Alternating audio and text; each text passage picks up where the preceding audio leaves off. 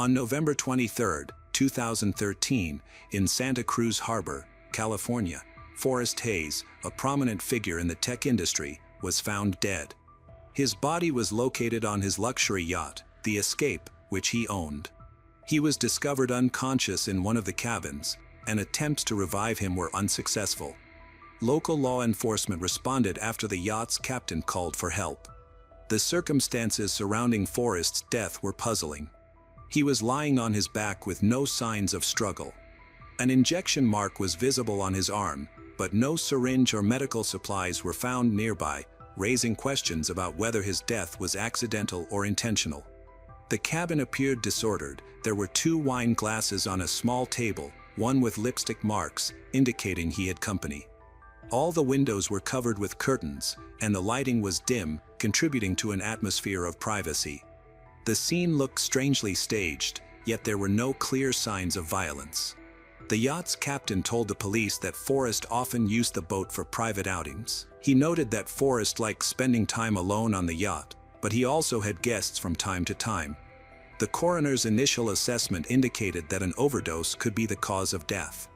However, at the start of the investigation, it was unclear if this overdose was by accident or on purpose. The lack of a syringe near the body raised further questions. To find answers, investigators began looking into Forrest's life, including his contacts, business dealings, personal relationships, and the events leading up to his death. The main question in the investigation was, who was with Forrest in the last hours of his life? The presence of a wine glass with lipstick suggested that a woman might have been involved. However, neither the captain nor the harbor staff saw anyone exit after Forrest boarded the yacht. The investigation began by examining Forrest's phone, which was found near his body. An initial review of his apps and messages did not show anything suspicious, but detectives chose to look deeper into his personal life. As they explored Forrest's connections and habits, it became clear that his seemingly perfect life could be hiding unexpected secrets. Uncovering these secrets became a key goal for law enforcement as they sought to understand what happened aboard the Escape that tragic evening.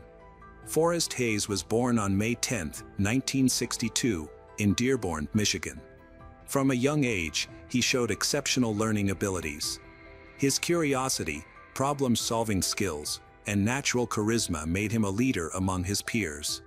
Teachers and classmates often praised his dynamic personality and commitment to excellence, which set the stage for his future success. After graduating from high school, Forrest attended a prestigious university where he studied engineering and computer science. He quickly mastered the latest technologies and began developing his own projects, which caught the attention of major tech companies. His career took off in the early 1980s, during the early growth of the information technology industry. A key moment in Forrest's career occurred when he joined Apple in 2005. At that time, Apple was rapidly expanding and working on innovative products like the iPhone and iPad. Forrest took a position in a crucial department focused on developing new technologies. His contributions to Apple's projects were so impactful that he quickly gained the respect of both his colleagues and the leadership team. Forrest was not just a skilled professional, he was also an innovator with a unique ability to find unconventional solutions to challenging problems, making him an invaluable team member. Colleagues remembered Forrest's unwavering determination to implement innovative ideas that improved the functionality and accessibility of Apple's products. During his time at Apple, he worked on technologies that later became industry standards. However, he didn't rest on his successes and soon accepted a position at Google, joining the company in 2007. At Google, he became part of Google X, a division focused on developing advanced technologies. His role involved overseeing projects related to autonomous vehicles, smart devices, and other innovative advancements. Notably, he contributed to the creation of self-driving vehicle systems, a significant breakthrough in autonomous transportation. Colleagues described Forrest Hayes as an inspiring leader who motivated his team to reach ambitious goals. He was strict but fair, promoting a positive work environment. Forrest embraced challenging tasks, which earned him the respect and admiration of his colleagues. His ability to blend strategic thinking with attention to detail enabled him to successfully lead large-scale projects that shaped the future of technology. Forrest's professional success was closely connected to his family life. In 1996, he married Denise Hayes. Together they built a strong relationship based on understanding and support. They had 5 children: Lauren, Danielle, Lily, Roscoe, and Zosia. Forrest was not only a successful businessman but also a dedicated father. Even with a busy work schedule, he always prioritized his family. Those who knew him said he loved spending time with his children, planning family trips, and creating traditions that brought them closer. Their family life seemed joyful. They living in a $4 million home in one of California's finest neighborhoods, which offered a peaceful and comfortable environment. Forrest's biggest joy came from outings on his yacht, the Escape. To him, the yacht represented family togetherness. He regularly took his family on short trips, enjoying quality time and relaxation away from the busy city life. Friends and colleagues admired how he balanced his career success with his family commitments. He exemplified the ability to manage both professional achievements and personal responsibilities. Although Forrest appeared outwardly harmonious, he sometimes shared with close friends that he felt empty inside. He had accomplished everything he had ever dreamed of, yet it didn't fully satisfy him. This sense of restlessness may have pushed him to pursue new experiences and interests, ultimately resulting in tragic outcomes. A key part of Forrest's secret life was his use of the app Seeking Arrangement. This platform connects wealthy individuals with younger partners for informal relationships that often involve financial support. Forrest actively used the app, and an investigation into his account showed that he had been messaging many women, setting up meetings, and negotiating the terms of their interactions. His relationships were not just casual. Forrest was known for generously supporting his partners by covering their expenses, giving them expensive gifts, and meeting in private settings. One such location was his yacht, which originally served as a family vessel for short trips but later became a personal getaway for him and the women he met through the app. The yacht offered the privacy, allowing him to avoid unwanted attention.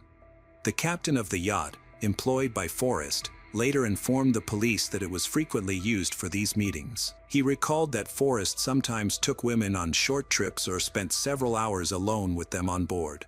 The captain noted that these encounters happened often but were covered by a confidentiality agreement.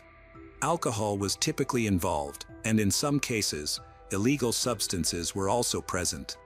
Messages found on Forrest's phone showed he discussed acquiring these substances, and occasionally, his partners would bring them at his request. This information shocked his colleagues and family, who were completely unaware of his secret life. Investigators paid special attention to a woman Forrest had met through Seeking Arrangement.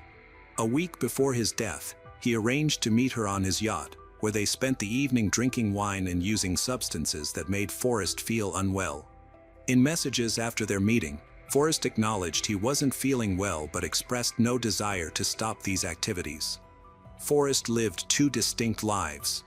In one, he was a dedicated husband, father, and respected professional. In the other, he sought excitement and a break from his daily routine. His colleagues and friends were unaware of this hidden side of him, and his family believed his yacht trips were simply a way for him to manage stress. These private meetings, which Forrest viewed as a release from his demanding job, ultimately had tragic consequences. The yacht, once a symbol of his achievement and independence, became the place where his 2 lives intersected, leading to his untimely death. This situation forced both investigators and Forrest's loved ones to reevaluate their perception of a man they had believed was perfect. Alex Tichelman was born on April 8, 1987, in Canada. Her biological parents are unknown because she was adopted by Leslie Ann and Bart Tichelman at a young age. They provided her with a stable and loving home, along with financial security. Leslie Ann worked in retail, while Bart held an executive position at a major company, which gave the family a respected social status.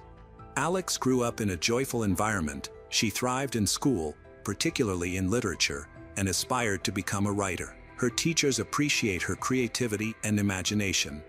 Besides her academic success, she enjoyed sports and actively participated in school competitions. Her parents were proud of her accomplishments, invested in her education, and supported her dreams. During her adolescence, Alex started experiencing a range of problems. At 14, she randomly tried cannabis, which led her to gradually engage in more risky behaviors. Initially, she experimented with lighter substances, but by 16, she had begun using harder drugs. This shift had a significant impact on her life. She began to skip school, quit sports, and distance herself from her parents. Leslie Ann and Bart worked hard to support their daughter. They consulted psychologists and took her to counseling, but things only got worse. In a last-ditch effort to help her, they sent Alex to a private rehabilitation school in Maine that had a strict approach for dealing with troubled teens. They hoped that being away from her usual surroundings would help her get back on track. Unfortunately, her time at the school did not yield the desired results. Alex struggled to adjust and soon returned home, where she reverted to her old habits. By the age of 18, Alex had left school. She explored different career paths, including journalism, but quickly lost interest. Her progress was repeatedly hindered by her battles with substance abuse. This addiction made it difficult for her to build a personal or professional life. In 2010, Alex moved to San Francisco, hoping to start fresh in the entertainment industry. She created a YouTube channel to share makeup tutorials and her daily life, but the project did not succeed, leading to more disappointment. In search of a way to distinguish herself, she ventured into modeling. However, she found that the conventional modeling standards did not fit her, so she decided to focus on fetish photography. She took part in BDSM-style photo shoots that emphasized shock and provocation. While this choice helped her connect with an audience, it did not provide her with financial stability. Alex continued to struggle with her addictions, living from one job to another and facing ongoing challenges. In 2011, Alex started using the Seeking Arrangement platform to connect with wealthy partners who could offer her financial support and a more luxurious lifestyle. Through this platform, she met Forrest Hayes. Their relationship began with typical discussions about the terms of their meetings. Forrest was looking for a companion for private gatherings on his yacht, Escape. He offered financial assistance and generous gifts in return. For Alex, this was a chance to gain the stability she needed. Initially, their meetings were casual and included wine and light conversation.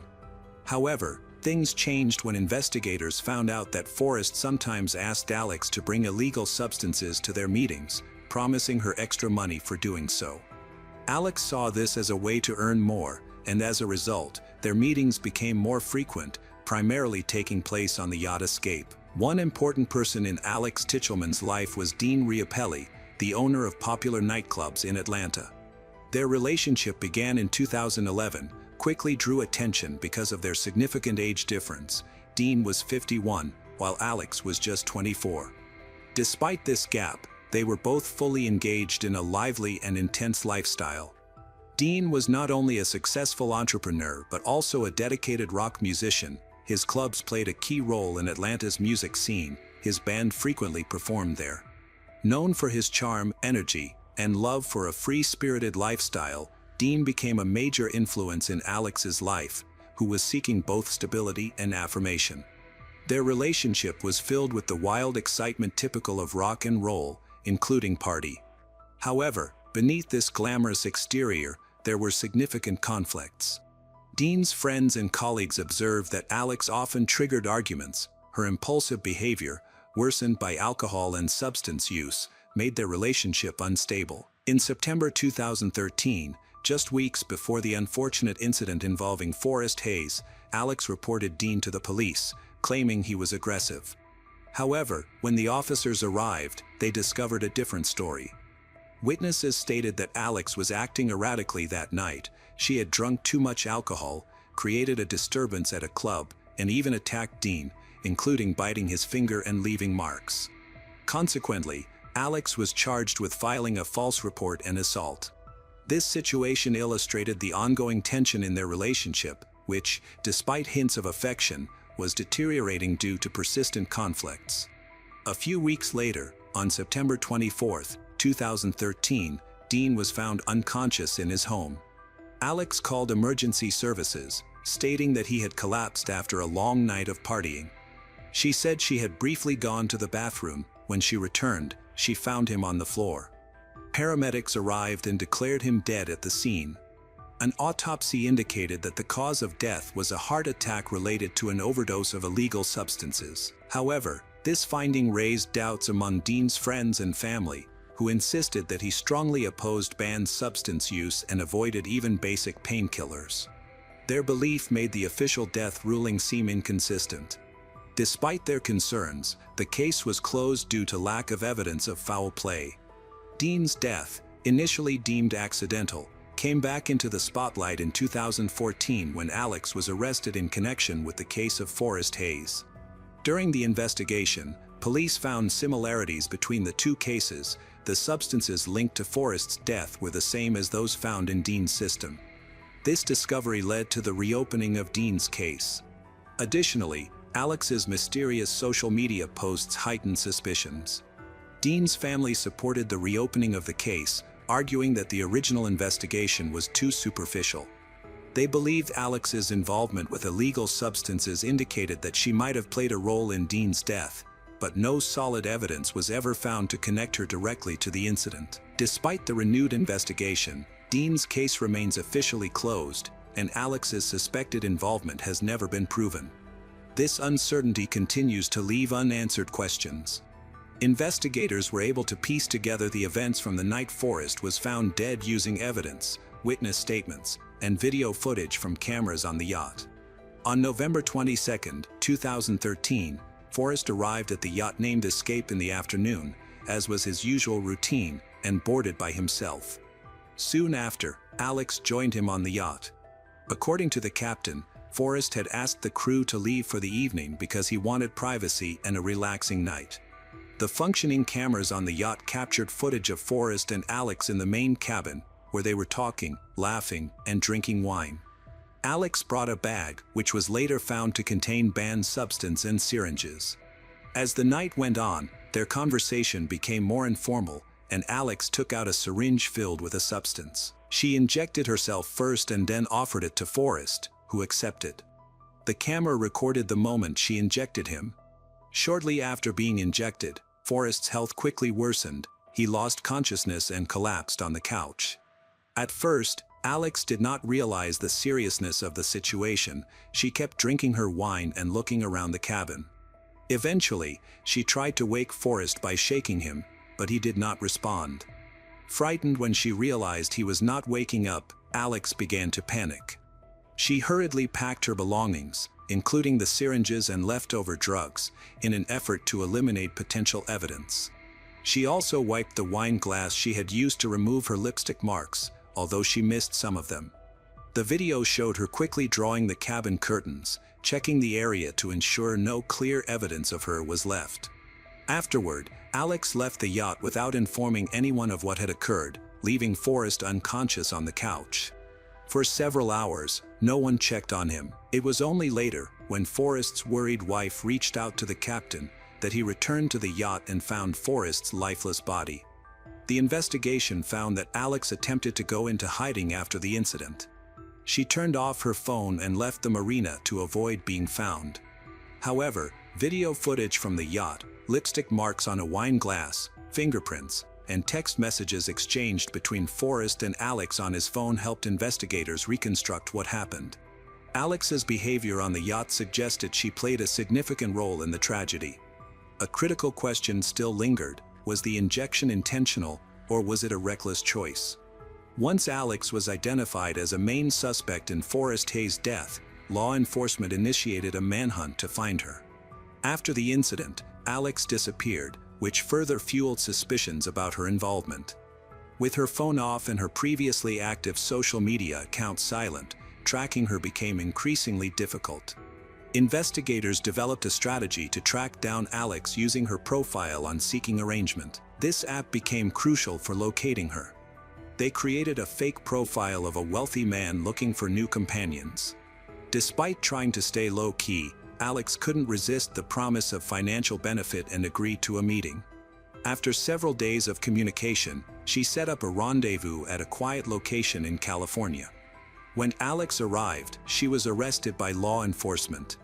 The operation went smoothly. She did not resist arrest, though her demeanor was described as calm and indifferent.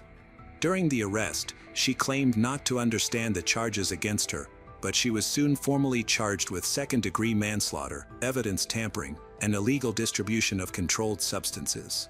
The trial began in early 2014 and quickly attracted media attention because of Alex's appearance and controversial background.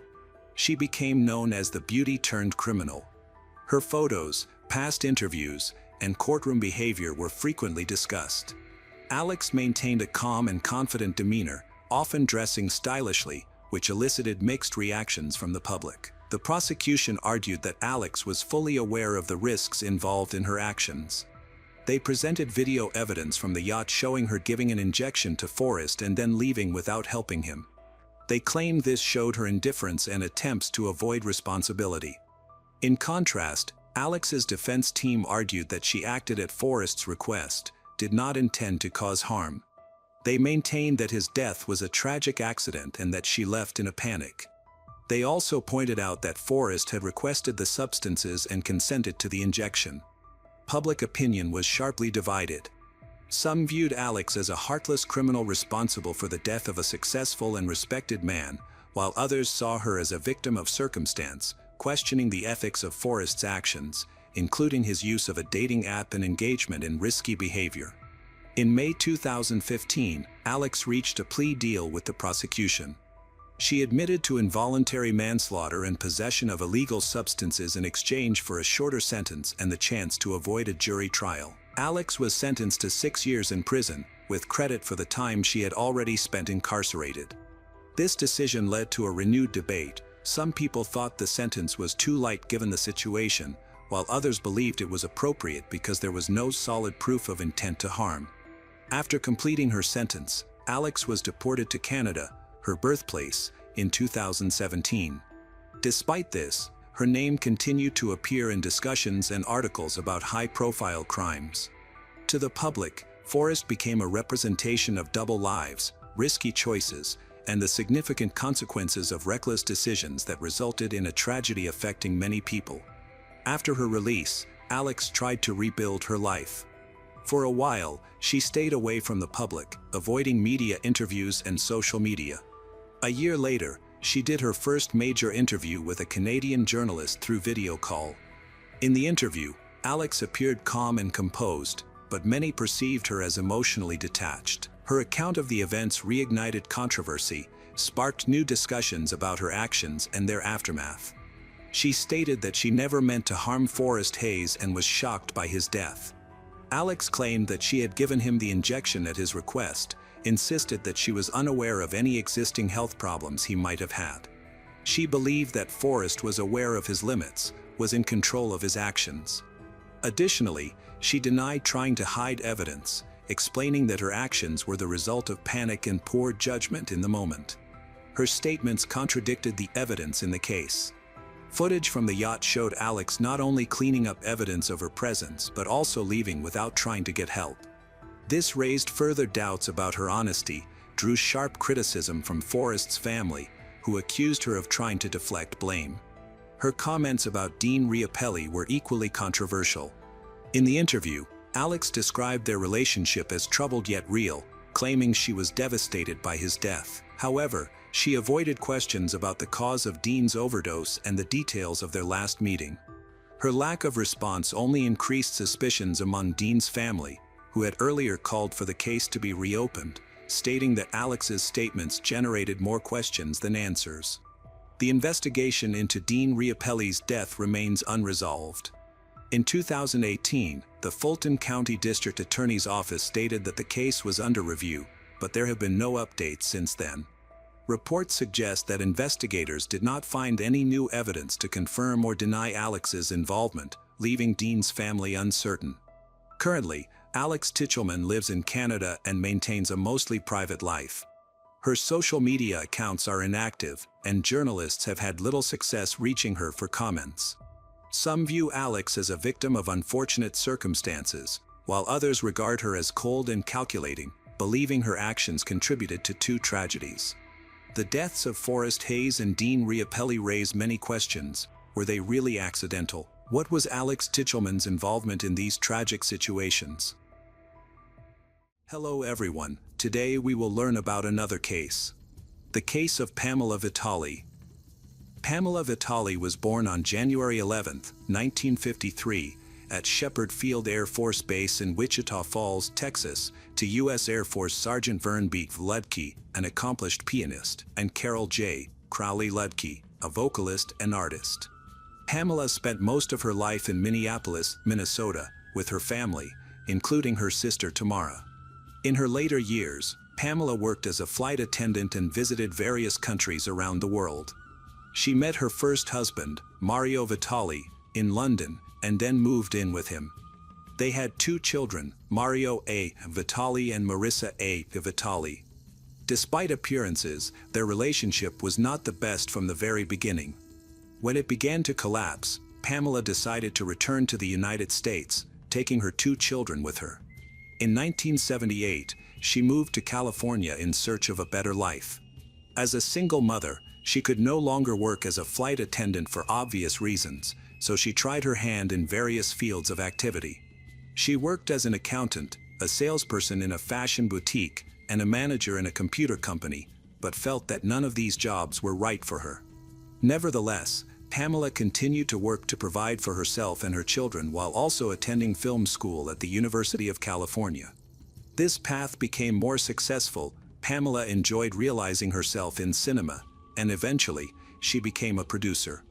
Pamela's career took off during her 3rd year of film school when she met her future second husband, Daniel Horowitz, who was a lawyer. He was a professional in his field, combining private practice with creative writing. Daniel wrote a script and saw great potential in it. He began looking for a producer who might be interested in his vision. His friend Tamara found out about the script and introduced them. Pamela became interested in the script, and thus a romance blossomed. A month later, she moved closer to him, and they began working together. Daniel and Pamela prospered financially. Thanks to Daniel's advocacy work, he gained popularity, which brought him many famous and wealthy clients. He frequently commented on high-profile criminal cases on television, even weighing in on the Michael Jackson case. Their inner circle knew Daniel and Pamela as happy people who sincerely loved each other, got along well. They seemed not just like spouses but also like best friends who understood each other perfectly. They had a bright future ahead of them. The next step they decided to take was to buy a big house together, unaware of how tragically their happiness could end. Around 6 p.m. on October 15, 2005, Daniel returned home after work. At that time, they lived in a prestigious area of a small town located approximately 30 kilometers from the city. Daniel had recently acquired a plot of land and moved in with his wife, while her children had already grown up and were living separately. Though they were a wealthy couple, they were living in a trailer because their dream home was still under construction. They were so close to realizing this dream that they were willing to endure any inconvenience. When Daniel returned home, he immediately noticed something odd. Pamela's car was near the trailer, although she should still have been at dance class. He initially brushed it off, thinking she had simply returned home early. Daniel took 2 bags of groceries and approached the trailer door, but froze in place as he saw a large stain of blood on the ground. His heart raced, but he tried to shake the thought away. However, when he opened the door and went inside, he found his wife on the floor in a fetal position, covered in blood. Daniel knew how to provide first aid, so he leaned over her body to turn her over.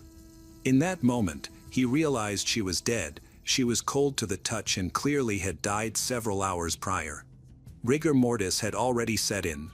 He called emergency services and reported the incident.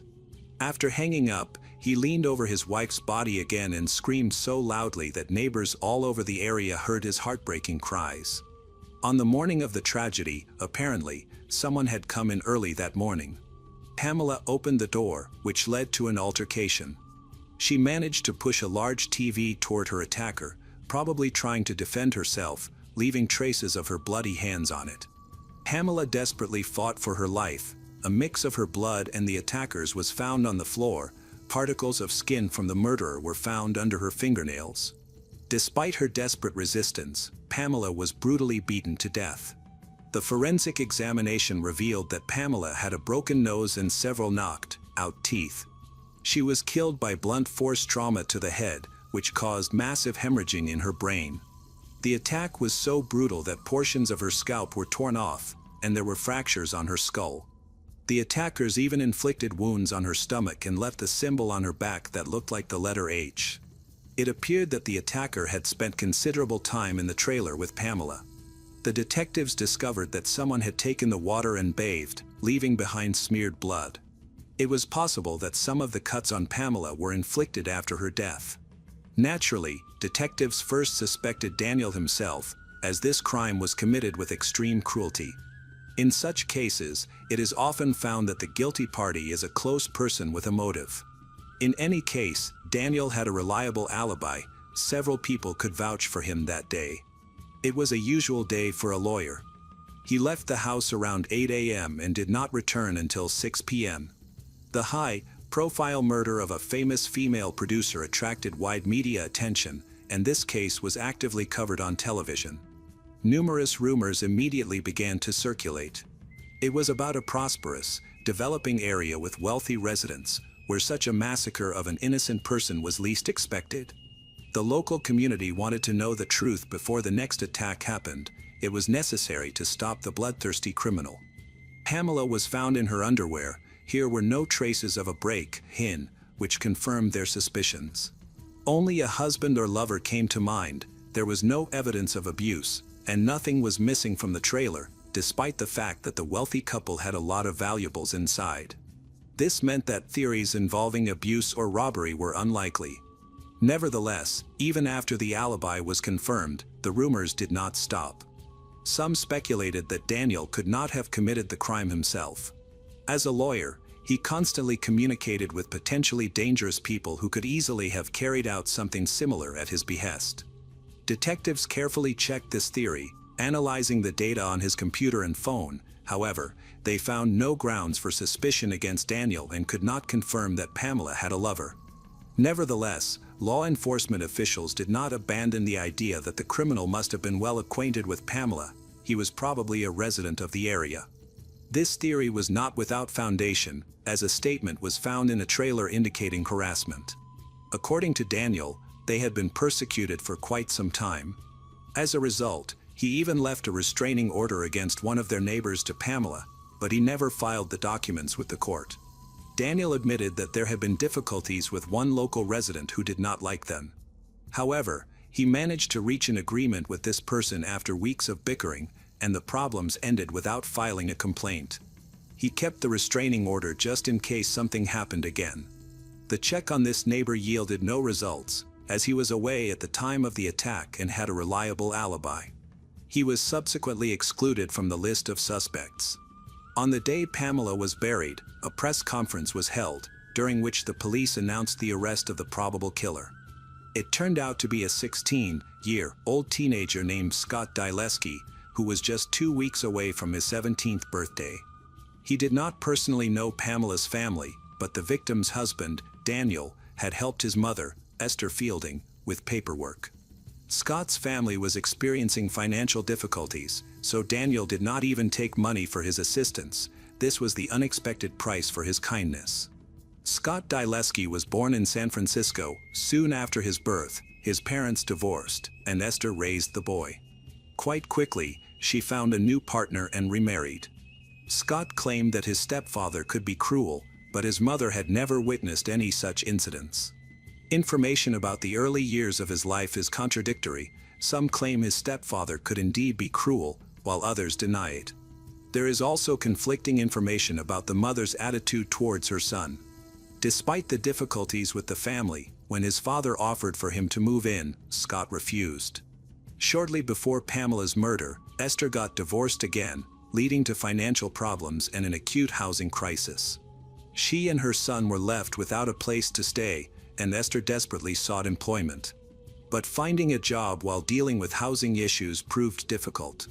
Fortunately, friends extended a helping hand, offering to temporarily move in with them. Esther and Scott were offered to settle on a property in a trailer. In fact, the living conditions were modest, but they had no choice. During this period, Scott was going through a transitional phase, showing signs of rebelliousness. As a pleasant but peculiar young man, he had previously been a Boy Scout and a baseball player. Before moving, he had studied quite well.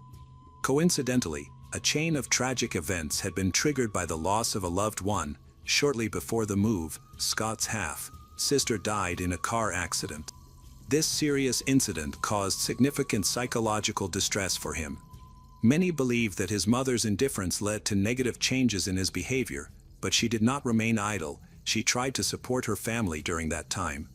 Scott became increasingly detached from society and closed off, exhibiting low energy. His behavior also took on some strange characteristics. For instance, he once drew a pentagram and danced around it. This was only an external manifestation of his problems, while those who constantly interacted with Scott did not notice any significant alarming changes in his behavior. He became increasingly immersed in dark thoughts and began to write disturbing poems, probably to attract his mother's attention. Esther was sure that her son simply exhibited quirks. She did not speak of him as a difficult child. She believed that Scott was going through a challenging period in his own way due to the death of his sister and the financial difficulties their family faced. Esther remembered how he previously could not even stand the sight of blood, but when the police first spoke to him, he claimed that at the age of 12, he had tried various illegal substances. Gradually, Scott showed an increasing interest in crime. He read a lot about serial killers and school shootings, spoke more often about these topics, showing an unhealthy fascination. Friends noticed that he was becoming increasingly distant. When detectives looked at Scott's computer, even more questions arose. They found very disturbing content, particularly concerning the practice of cutting up animals. One of Scott's friends, whom he met after the move, said that not long before Pamela's murder, they had decided to sell a truck, viewing it as the only way to improve their lives financially. The teenagers needed money. A solution was found quickly. They lived in a wealthy area, so they decided to put in some effort to earn the necessary amount. Scott, whose demeanor was becoming increasingly gloomy, decided to take the path of crime and rob a house, launching another chain of alarming events. Shortly before Pamela's death, a woman named Karen contacted the police, noting that a purchase she did not make had been charged to her credit card. An order from an online store was delivered to a nearby house where Esther and Scott lived. Someone from this household had purchased special lighting equipment for growing illegal plants. All of this led to Esther, as it was under her name that the suspicious order was made. However, Karen did not want to contact the police immediately. Esther was outraged by what she perceived as slander and believed that they were trying to put her in a bad light. Esther denied that she had ordered anything similar on the internet. However, the property owners suspected something was wrong and checked Scott's computer. Under pressure, Scott quickly confessed that he had come up with a fraudulent plan involving credit cards and that he had ordered the lighting fixtures. Soon after, Pamela died. In response to this incident, the parents of Scott's accomplice pressured him to confess to the scam, fearing that the young people could be involved in much more serious offenses. Maybe, the fraud involving the credit cards led to a robbery that ended in murder. His parents insisted that the accomplice go to the police station and confess everything. Interestingly, when he left the interrogation room, the detectives had in their hands a story that Scott had killed his neighbor. The young man who testified about all of this received immunity from prosecution for providing testimony. It was he who had pushed Scott into fraud and suggested that he engage in illegal activities. When the police came to arrest Scott, he was not at home. Esther was detained and admitted that her son was at a nearby location with his girlfriend. Less than an hour later, he was arrested along with Esther, who was also considered a participant. Esther and her son were held in custody for destruction of evidence and possibly for murder. Bail for Esther was set at $500. The suspicion against her arose from the story about a backpack that contained details of accounts and numbers of people from whom Scott had stolen money or planned to steal. Several people had already suffered due to the swindler. Esther's actions were viewed as criminal. The night after Pamela's murder, she contacted Scott to inform him of police activity in their area and asked him not to come home. Scott told her about the records and the backpack containing the data, asking her to throw it away, which she did. Esther insisted she was simply afraid for her son's safety. Scott was with his girlfriend, named Jenna Reddy. She later also ended up at the station, even testified against her boyfriend at the trial. She stated that he often talked about different ways of killing, for example, that shooting a person is less painful than beating them to death with a bat or stabbing them with a knife. According to Jenna, Scott often wondered how long it takes to beat someone to death and was obsessed with this topic. After the crime against Pamela, when they pressured Esther, she quickly agreed to cooperate with the authorities, receiving guarantees for protection from criminal prosecution. She denied any connection to her neighbor's murder. However, opinions about Esther were very conflicting. Some believed that she lived for her son, while her ex-husband did not share this belief. In any case, Esther changed her testimony, clearly trying to justify herself. Mainly, Esther talked about the backpack that she had thrown away. She did not know all the contents but believed they were unrelated to the murder. There was data on all the people who had become victims of Scott's fraudulent scheme. Esther helped find some items they had tried to destroy, including shoes and gloves that had blood stains on them. An examination showed that the items contained the blood of Pamela. Scott also left a shoe imprint at the crime scene, and samples of his DNA were found on Pamela's foot. In Scott's room, handwritten notes were discovered, some of which contained information about accounts of people who were likely to have been deceived by the same fraudulent scheme. In addition, there were plans to kidnap people. Apparently, Scott was ready to make money by any means, regardless of the seriousness of the crimes. There were also descriptions of how to get rid of evidence. All this confirmed the guilt of him. There were many coincidences. Even the symbol carved on the back of Pamela resembled the signatures that Scott used. A public defender was appointed at the beginning of the trial. However, there was also strong evidence against Scott that came to court. He was the complete opposite of his Gothic image during the investigation. All this was part of the defense attorney's strategy to humanize a dangerous killer in front of the jury in order to acquit him. According to Scott's version of events told before the trial, on the day of the murder, he decided to take a walk towards a local waterfall. He returned from this walk with serious injuries. According to him, while he was walking, he accidentally met a strange woman who attacked him, resulting in his injuries. By an amazing coincidence, she was Pamela, so the blood stains on both her and his clothes matched the DNA of the victim. He claimed that she had clawed his face, cut his wrist, and injured his hand. When he was arrested, the injuries were still fresh. Naturally, his story sounded unrealistic. Why would Pamela attack Scott at the waterfall? What happened to her afterward? How she ended up in the house? And who attacked her were all major questions. The evidence against Scott included all his browser queries related to animal cruelty, his obsession with crimes, plans for murder, material evidence, blood on items, confessions from friends of his girlfriend and her mother. The lawyer tried to highlight his best qualities and described him as a decent guy, but against the overwhelming evidence presented by the prosecutor's office, it seemed futile.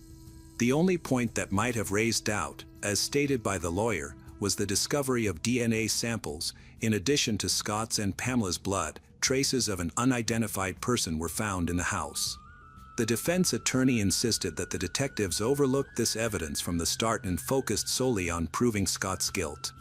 The prosecution argued that the evidence against Scott was too substantial to be dismissed, while the evidence suggesting Scott's innocence was virtually insignificant. The jury went into deliberation to decide Scott's fate. It took them 18 hours to reach a decision, ultimately sparing him from the death penalty, as they chose to try him as a minor. It was assumed that he would serve the rest of his life in prison. Scott was found guilty of first-degree murder a month before the final round of hearings was held. Pamela's husband took the stand and stated that in his many years as a lawyer, he had represented at least 50 different murderers but had never seen a total lack of remorse like Scott's.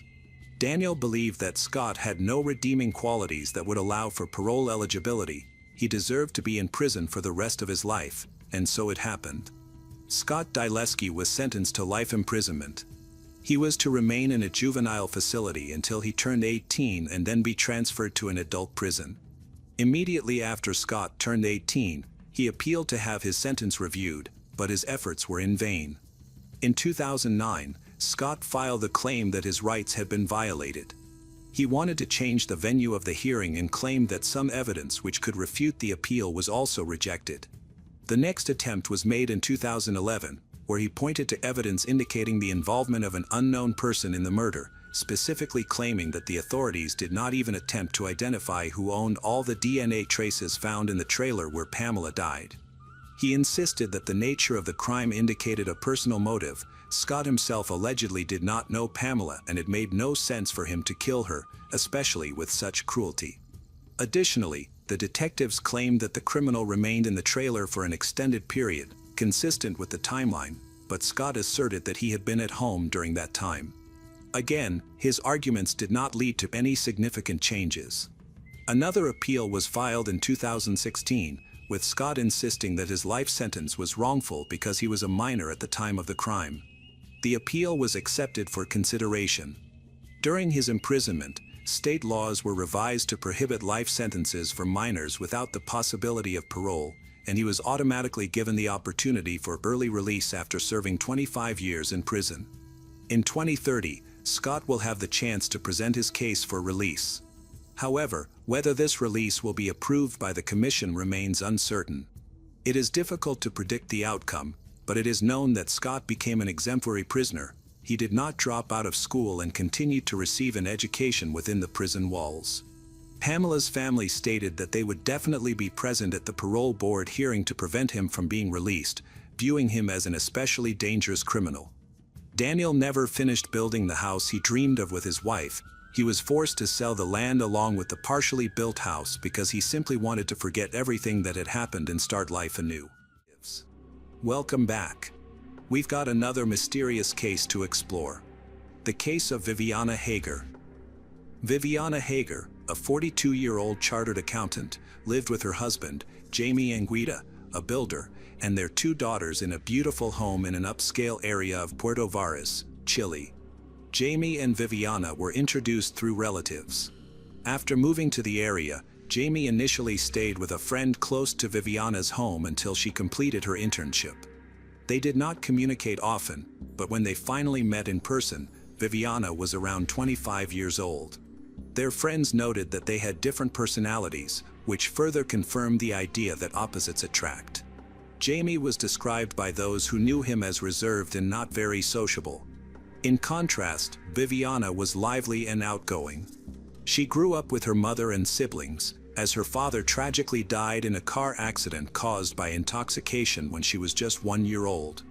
Viviana's mother chose not to enter another relationship, believing it was not right to bring a new man into their home. She single-handedly raised all her children. The wedding of Jamie and Viviana was grand and held in an elegant banquet hall. Jamie revealed that it had been challenging to win over his future wife. They spent their honeymoon in the Dominican Republic. Shortly after, Viviana became pregnant, but unfortunately, she could not maintain the pregnancy. In 1996, she gave birth to a daughter. They went through another unsuccessful pregnancy, but that did not affect their relationship. Later, they welcomed the birth of their youngest daughter. After the birth of their second daughter, Viviana decided to take a break from her job at a large carbonated drinks company to focus on raising their children. There were many rumors about Jamie and Viviana's relationship after 18 years of marriage. Some claimed they had a perfect relationship, remaining a loving couple and a stable family. Others suggested that their life together was not as ideal as it appeared. On the morning of June 29, 2010, everything seemed normal at first. After breakfast, Jamie took their daughters to a local language school before heading to work at his construction company. However, Viviana did not clean the dishes from breakfast, nor did she open the curtains to let in light, and she skipped several other usual tasks. According to data on the calls made, Viviana called the school where her daughters studied several times, as well as a photo studio, and contacted representatives of a company that cleaned stoves. Jamie also made a series of calls, one of which was quite unusual. He called his wife's phone at 7:48 a.m., and the conversation lasted less than a minute. Later, he stated that he had called his wife to say goodbye that morning, as he had allegedly forgotten to do so before leaving. In the afternoon, at 1:36 p.m., Jamie was at a bank branch when he received a call. According to Jamie, The caller did not introduce himself and said that Jamie should listen to him if Jamie wanted to see his wife again. The man then heard a woman scream, after which the call allegedly ended. Jamie's statement suggested that he perceived it as a prank or scam, which might explain why he didn't act as most men typically would. He didn't try to contact his wife to find out if she was okay. A few hours later, Jamie's eldest daughter called him and said that her mother hadn't picked her up from school. The girl also mentioned that she was planning to walk home. The path from the school to their home ran through safe areas, but for some reason, Jamie asked her to wait for him. Even after that, he still didn't attempt to contact his wife. On his way to school, Jamie stopped at a small police station to report a mysterious call and his concerns about Viviana possibly going missing. Shortly after, he received another call from his youngest daughter, who had made it home and told him that her mother was not there. She went into her parents' bedroom and found a terrible mess on the bed. Several items and documents were taken from her mother Viviana's purse. The girl also noticed that a small safe, some cameras, and jewelry were missing from their home. After speaking with his daughter, Jamie invited Viviana's older sister, Monica, to stay with his youngest daughter. This time, Jamie made no attempt to contact his wife, despite the seriousness of the situation. When he returned home, the police were already there. They believed that Viviana might have been kidnapped. Gradually, more agents gathered at the house, bringing the necessary equipment in case the kidnapper contacted one of the family members to demand a ransom. By evening, law enforcement officers had thoroughly searched the entire house.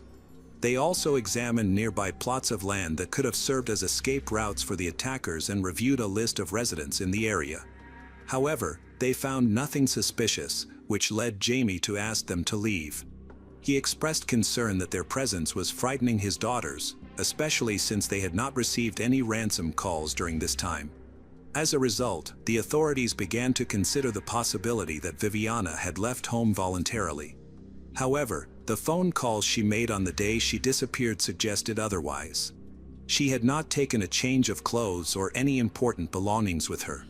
Consequently, law enforcement concluded that she was likely no longer alive.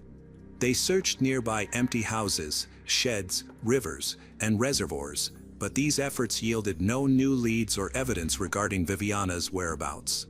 Jamie took various steps to locate his wife, publicly offering a generous reward for any information about her.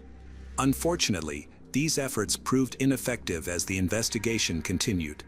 It became clear that Jamie and Viviana's relationship was not as perfect as it appeared. Jamie openly admitted to having cheated on his wife multiple times, revealing that she was unhappy in their marriage. For several months, Viviana learned about Jamie's actions accidentally. Out of revenge, she began dating another man. At the same time, Viviana was struggling with depression and had sought treatment. A close friend of Viviana, Jan, informed the authorities about Jamie's abusive behavior towards her. When the police questioned Viviana's boyfriend, Edward, they discovered that he was still in a relationship with her. Edward became a suspect in the investigation, primarily due to the lack of other leads. Eventually, the authorities reached out to Jamie again. They informed him that they planned to conduct a new search of his property, this time using specially trained dogs. Jamie was very interested and inquired about the effectiveness of these methods. The police officer explained that the dogs could identify human remains with almost complete certainty, especially if they had prior experience. Noticing Jamie's genuine interest, the officer invited him to the training facility to see the dogs in action, and Jamie gladly accepted the invitation. Soon after, he visited the facility and learned that dogs could detect human remains even if they were buried up to 3 meters deep. Experts stated that the chances of dogs confusing human remains with those of other animals were 0. Just before the planned search at his house involving the dogs, Jamie himself called the police to request their presence. This call occurred on August 9 at 6:55 p.m., 42 days after Viviana's disappearance. Jamie testified that he detected a strong odor coming from a storage room located behind a wall in one of the bedrooms. When he looked into that room, he saw the silhouette of his wife. However, strangely, he did not go in to check if she was there, which is puzzling because he should have felt it necessary to do so. He reported finding his wife at 6:34, yet it took him over 20 minutes to call the authorities. After 15 minutes, the police and forensic experts arrived. They had been instructed not to leave Jamie alone and not to allow him to take any action at the crime scene.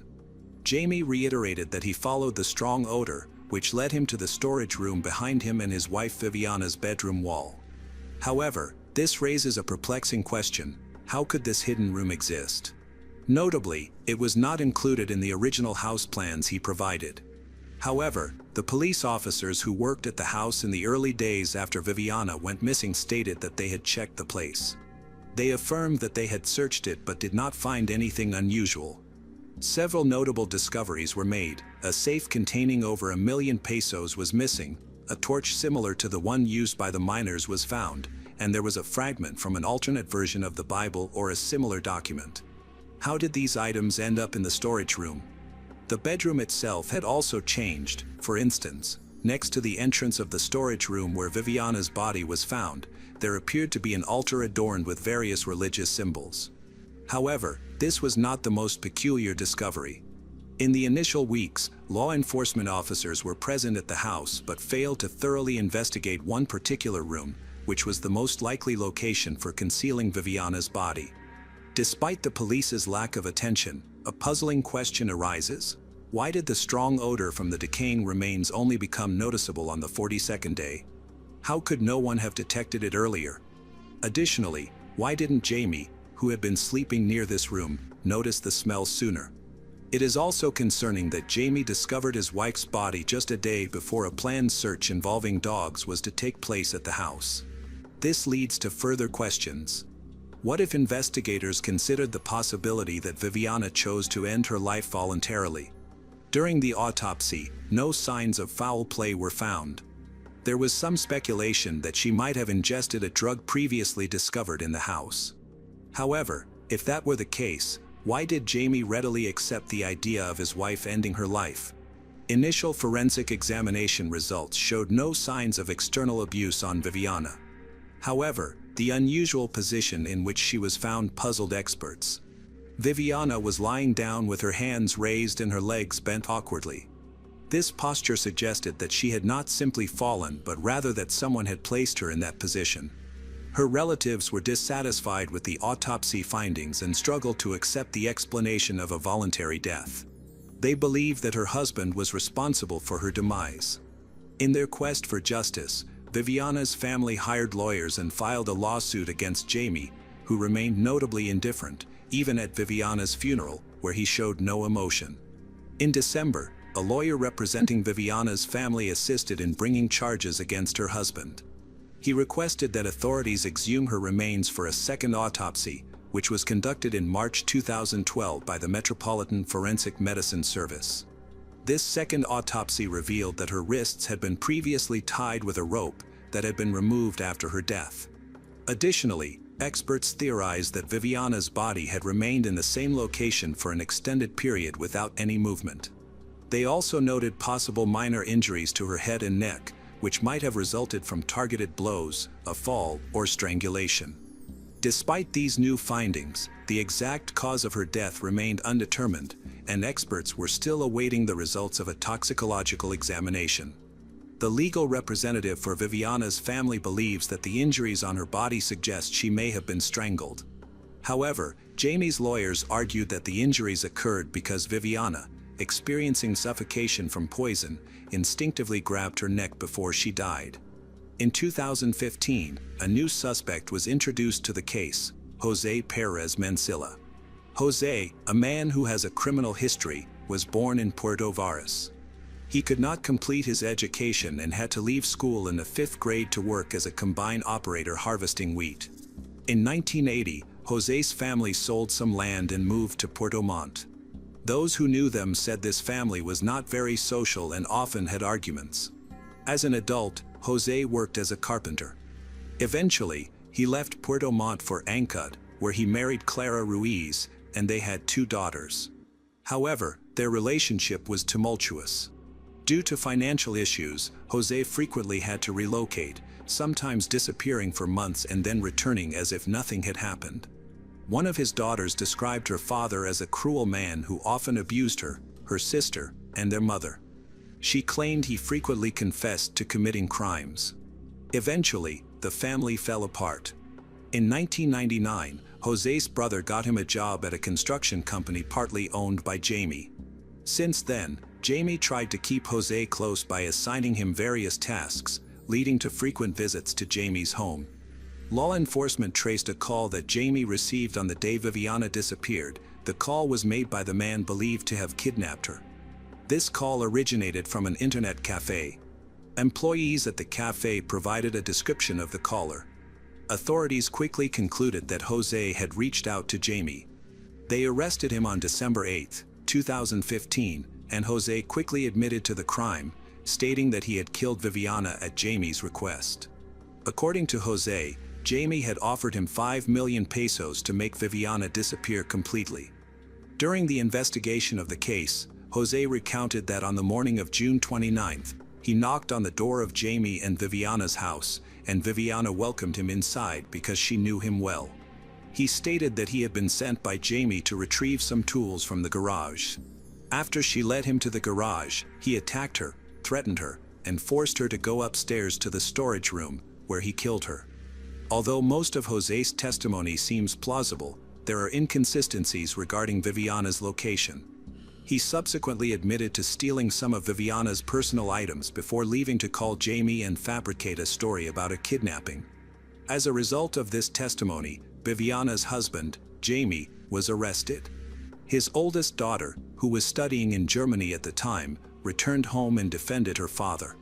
Jamie's defense argued that Viviana had been a victim of a robbery rather than a contracted murder, claiming that Jose's account was fictional. However, the fact that Jose did not take money from the safe undermined the robbery theory. Further investigation revealed that Jose claimed Jamie had paid Jose in haste because he suspected the police were following him. Jamie gave Jose an envelope with only part of the agreed payment. Despite this, Jose did not pursue confrontation, fearing repercussions. By then, over 7 years had passed since Viviana's death, and all involved had been interviewed. The prosecution maintained that it was a contracted murder, while the defense asserted it was merely a robbery. In 2017, the court reached a verdict. Jose Perez Mancilla was sentenced to 10 years in prison for robbery and the murder of Viviana. To everyone's surprise, Jamie was acquitted and released from custody after a lengthy jail term. Justice system representatives indicated that the prosecution lacked solid evidence beyond the testimony of Jose. Had Jamie been found guilty, he would have faced a life sentence as the alleged orchestrator of the crime. After the verdict was reached, Viviana's family told those involved in her death that this was not the court's final decision. Jamie and his daughters filed a lawsuit against the Chilean state, claiming negligence by officials during various stages of the investigation. Additionally, Jamie's representatives criticized the pressure he faced while in detention and sought nearly 1 million Chilean pesos in compensation each year. Hello everyone, today we will learn about another case. The case of Cassidy Goodson. Cassidy Goodson's early years were spent in a loving family in a quiet area of the small town of Lakeland, Florida, USA, which has a population of about 100,000 people. Those who knew her described her as a girl with great potential who was outgoing and successful in softball. Both of her parents worked hard for the good of the family. Their first priority was always to provide for their children. Cassidy had a sister and a brother, with whom she had quite close relationships. In her teens, Cassidy had no problems with her parents or the law. She did not use illegal substances, did not smoke, was athletic, and excelled academically. Cassidy helped her mother with housework, and every Sunday, she went with her family to church. Everyone who knew she believed that she had a great future. She was eager to study and planned to pursue a career. However, in the spring of 2012, significant changes occurred in the life of the 14-year-old teenager. Her brother and sister noticed that Cassidy began to behave differently than usual. First of all, she gained weight. However, her mother believed that this could be associated with hormonal changes during adolescence. The girl's clothing preferences changed as well. It seemed that Cassidy was very self-conscious about what was happening, so she began to wear baggy clothes that hid her figure. Cassidy did not even change clothes with her classmates before physical education. Against this backdrop, some people quickly began to suspect that she was pregnant, and rumors about this started to circulate at school. She did not admit it to her sister or best friends. In fact, she found herself in a delicate situation. She was afraid of her family's reaction. She felt great anxiety and decided to hide her pregnancy from her parents, as well as from everyone around her. Gradually, her belly began to grow. Cassidy gained weight but continued to stubbornly wear the same pants to avoid detection. Around the house, she wrapped herself in a blanket. The once smiling and sociable schoolgirl now spent most of her time alone in her room, hardly communicating with anyone. She stopped going to church to avoid catching the eye of acquaintances. Cassidy's sister, as well as her mother, Teresa, noticed strange changes in her behavior. Teresa tried to discuss the possibility of pregnancy with her daughter. Cassidy immediately rejected such assumptions. Her mother insisted that she take a pregnancy test to eliminate any doubts, but deep down, she did not think that Cassidy could keep something like this a secret. Teresa bought several tests, and Cassidy agreed to take them. Teresa trusted her daughter, so she did not attend the test with her. This proved to be very convenient for Cassidy, as she easily managed to deceive everyone, proving that she was not pregnant. Teresa's trust became a fatal mistake. She talked to her daughter about this topic, but Cassidy insisted that she did not need lectures on contraception because she was not intimate active and did not date boys. Teresa believed in her once again, continuing to wash her daughter's clothes every week and monitor her menstrual cycle. Around the same time, even the father began to notice Cassidy's uncharacteristic behavior. One day, when he saw her walking around the house wrapped in a blanket, he also had doubts. He tried to talk to her, as did the rest of the family, but Cassidy rejected any questions or suspicions. Her brother and sister also suspected something was wrong, particularly after the rumors that had spread around the school. They doubted that Cassidy had taken the pregnancy test honestly and even discussed their alarming assumptions with other family members. All of this reached their grandparents, but they too failed to get through to Cassidy, who continued to tell them that she had simply gained weight due to the transition period and now had a lot of complexes because of it. They believed her. By the middle of the summer, her belly had become so large that it was impossible to hide it with baggy clothes. She walked around wrapped in a blanket almost all day, but continued to insist that she was not pregnant. Cassidy ignored her loved ones and could even be rude in her responses. Realizing that it was impossible to get through to their daughter, her parents simply calmed down and continued to lead their usual lives. Of course, it is impossible to hide something like this forever, as the due date was approaching, and it all could turn into a terrible tragedy. On September 19, 2012, Teresa entered the bathroom after Cassidy had spent a long time in the shower. She noticed blood on the toilet and on the floor next to it. Alarmed, Teresa immediately suspected something was wrong and went to her daughter's room. There, she found Cassidy, who seemed exhausted. She was pale and looked sickly, but still refused to explain what was happening. Cassidy tried to act as if everything was fine. However, after discovering the blood, her mother insisted on taking her to the medical center's emergency room, where the doctors examined her daughter for a possible miscarriage. Cassidy eventually confessed to the doctors. After the examination, it was futile to deny it, so she admitted that she had indeed had a miscarriage. According to Cassidy, while she was sitting on the toilet, the fetus unexpectedly fell out, and she didn't have time to process what was happening. Allegedly, Cassidy accidentally washed the fetus away and only realized the gravity of the situation afterward. She was scared and didn't tell her mother about it. Cassidy received the necessary medical assistance, her wounds were treated, and she was sent home to recover. When Cassidy and her mother returned home, both tried not to talk about what had happened. Teresa provided her daughter with comprehensive support. On September 22, 2012, Teresa noticed a suspicious and unpleasant smell in Cassidy's room. Since Cassidy was not there, Teresa decided to do some cleaning, thinking her daughter had merely forgotten to throw out some food. Of course, she was curious about the source of the unpleasant odor and wanted to eliminate it. While sorting through dirty laundry, it quickly became apparent that the same unpleasant smell emanated from it. Digging to the bottom, she found a box containing a plastic bag. When she opened it, she found the lifeless body of a baby. Horrified, Teresa went to the police, reporting what had transpired. That same evening, law enforcement officers arrived at the Goodson house and took them to the station for questioning. Cassidy, without much resistance, admitted that there had been no miscarriage. She had simply given birth and hidden the baby's body from everyone. According to Cassidy's confession, on that fateful day, her water broke, but she managed to conceal it by soaking her bed linens. She then went to the bathroom, where she pretended to take a shower to disguise her actions. She bit down on a towel to endure the pain and stifle her cries while giving birth on the toilet, using scissors to remove the baby from herself. Once it was over, she used another towel to clean the bathroom of blood. Exhausted, she felt the baby breathing. Terrified of being exposed, she decided to get rid of him. Cassidy strangled her child, hid his body in a plastic bag, which she placed in a shoebox and concealed in her room. Remarkably, Cassidy managed to perform all these actions quickly and without being noticed by the rest of her family, who were at home at the time. The detective wanted to classify the crime properly, so they were interested in the details.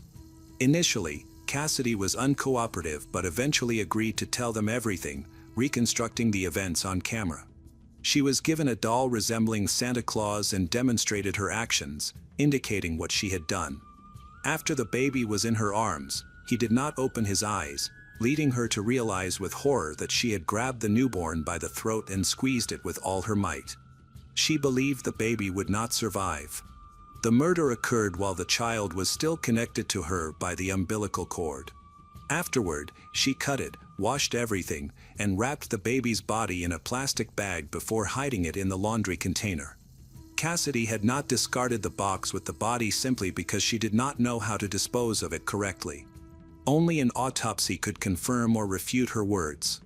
The forensic expert determined that the baby had been born healthy and full term, weighing 9.5 pounds. So, the claim that the baby was born prematurely was impossible to uphold. The baby could have survived if not for the barbaric actions of his mother. The autopsy confirmed that the child died due to suffocation.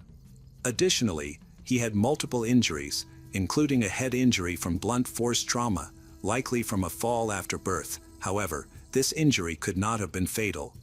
The most alarming injuries were the lacerations on the small body inflicted by the scissors, which had been used as a surgical instrument to extract the child from her.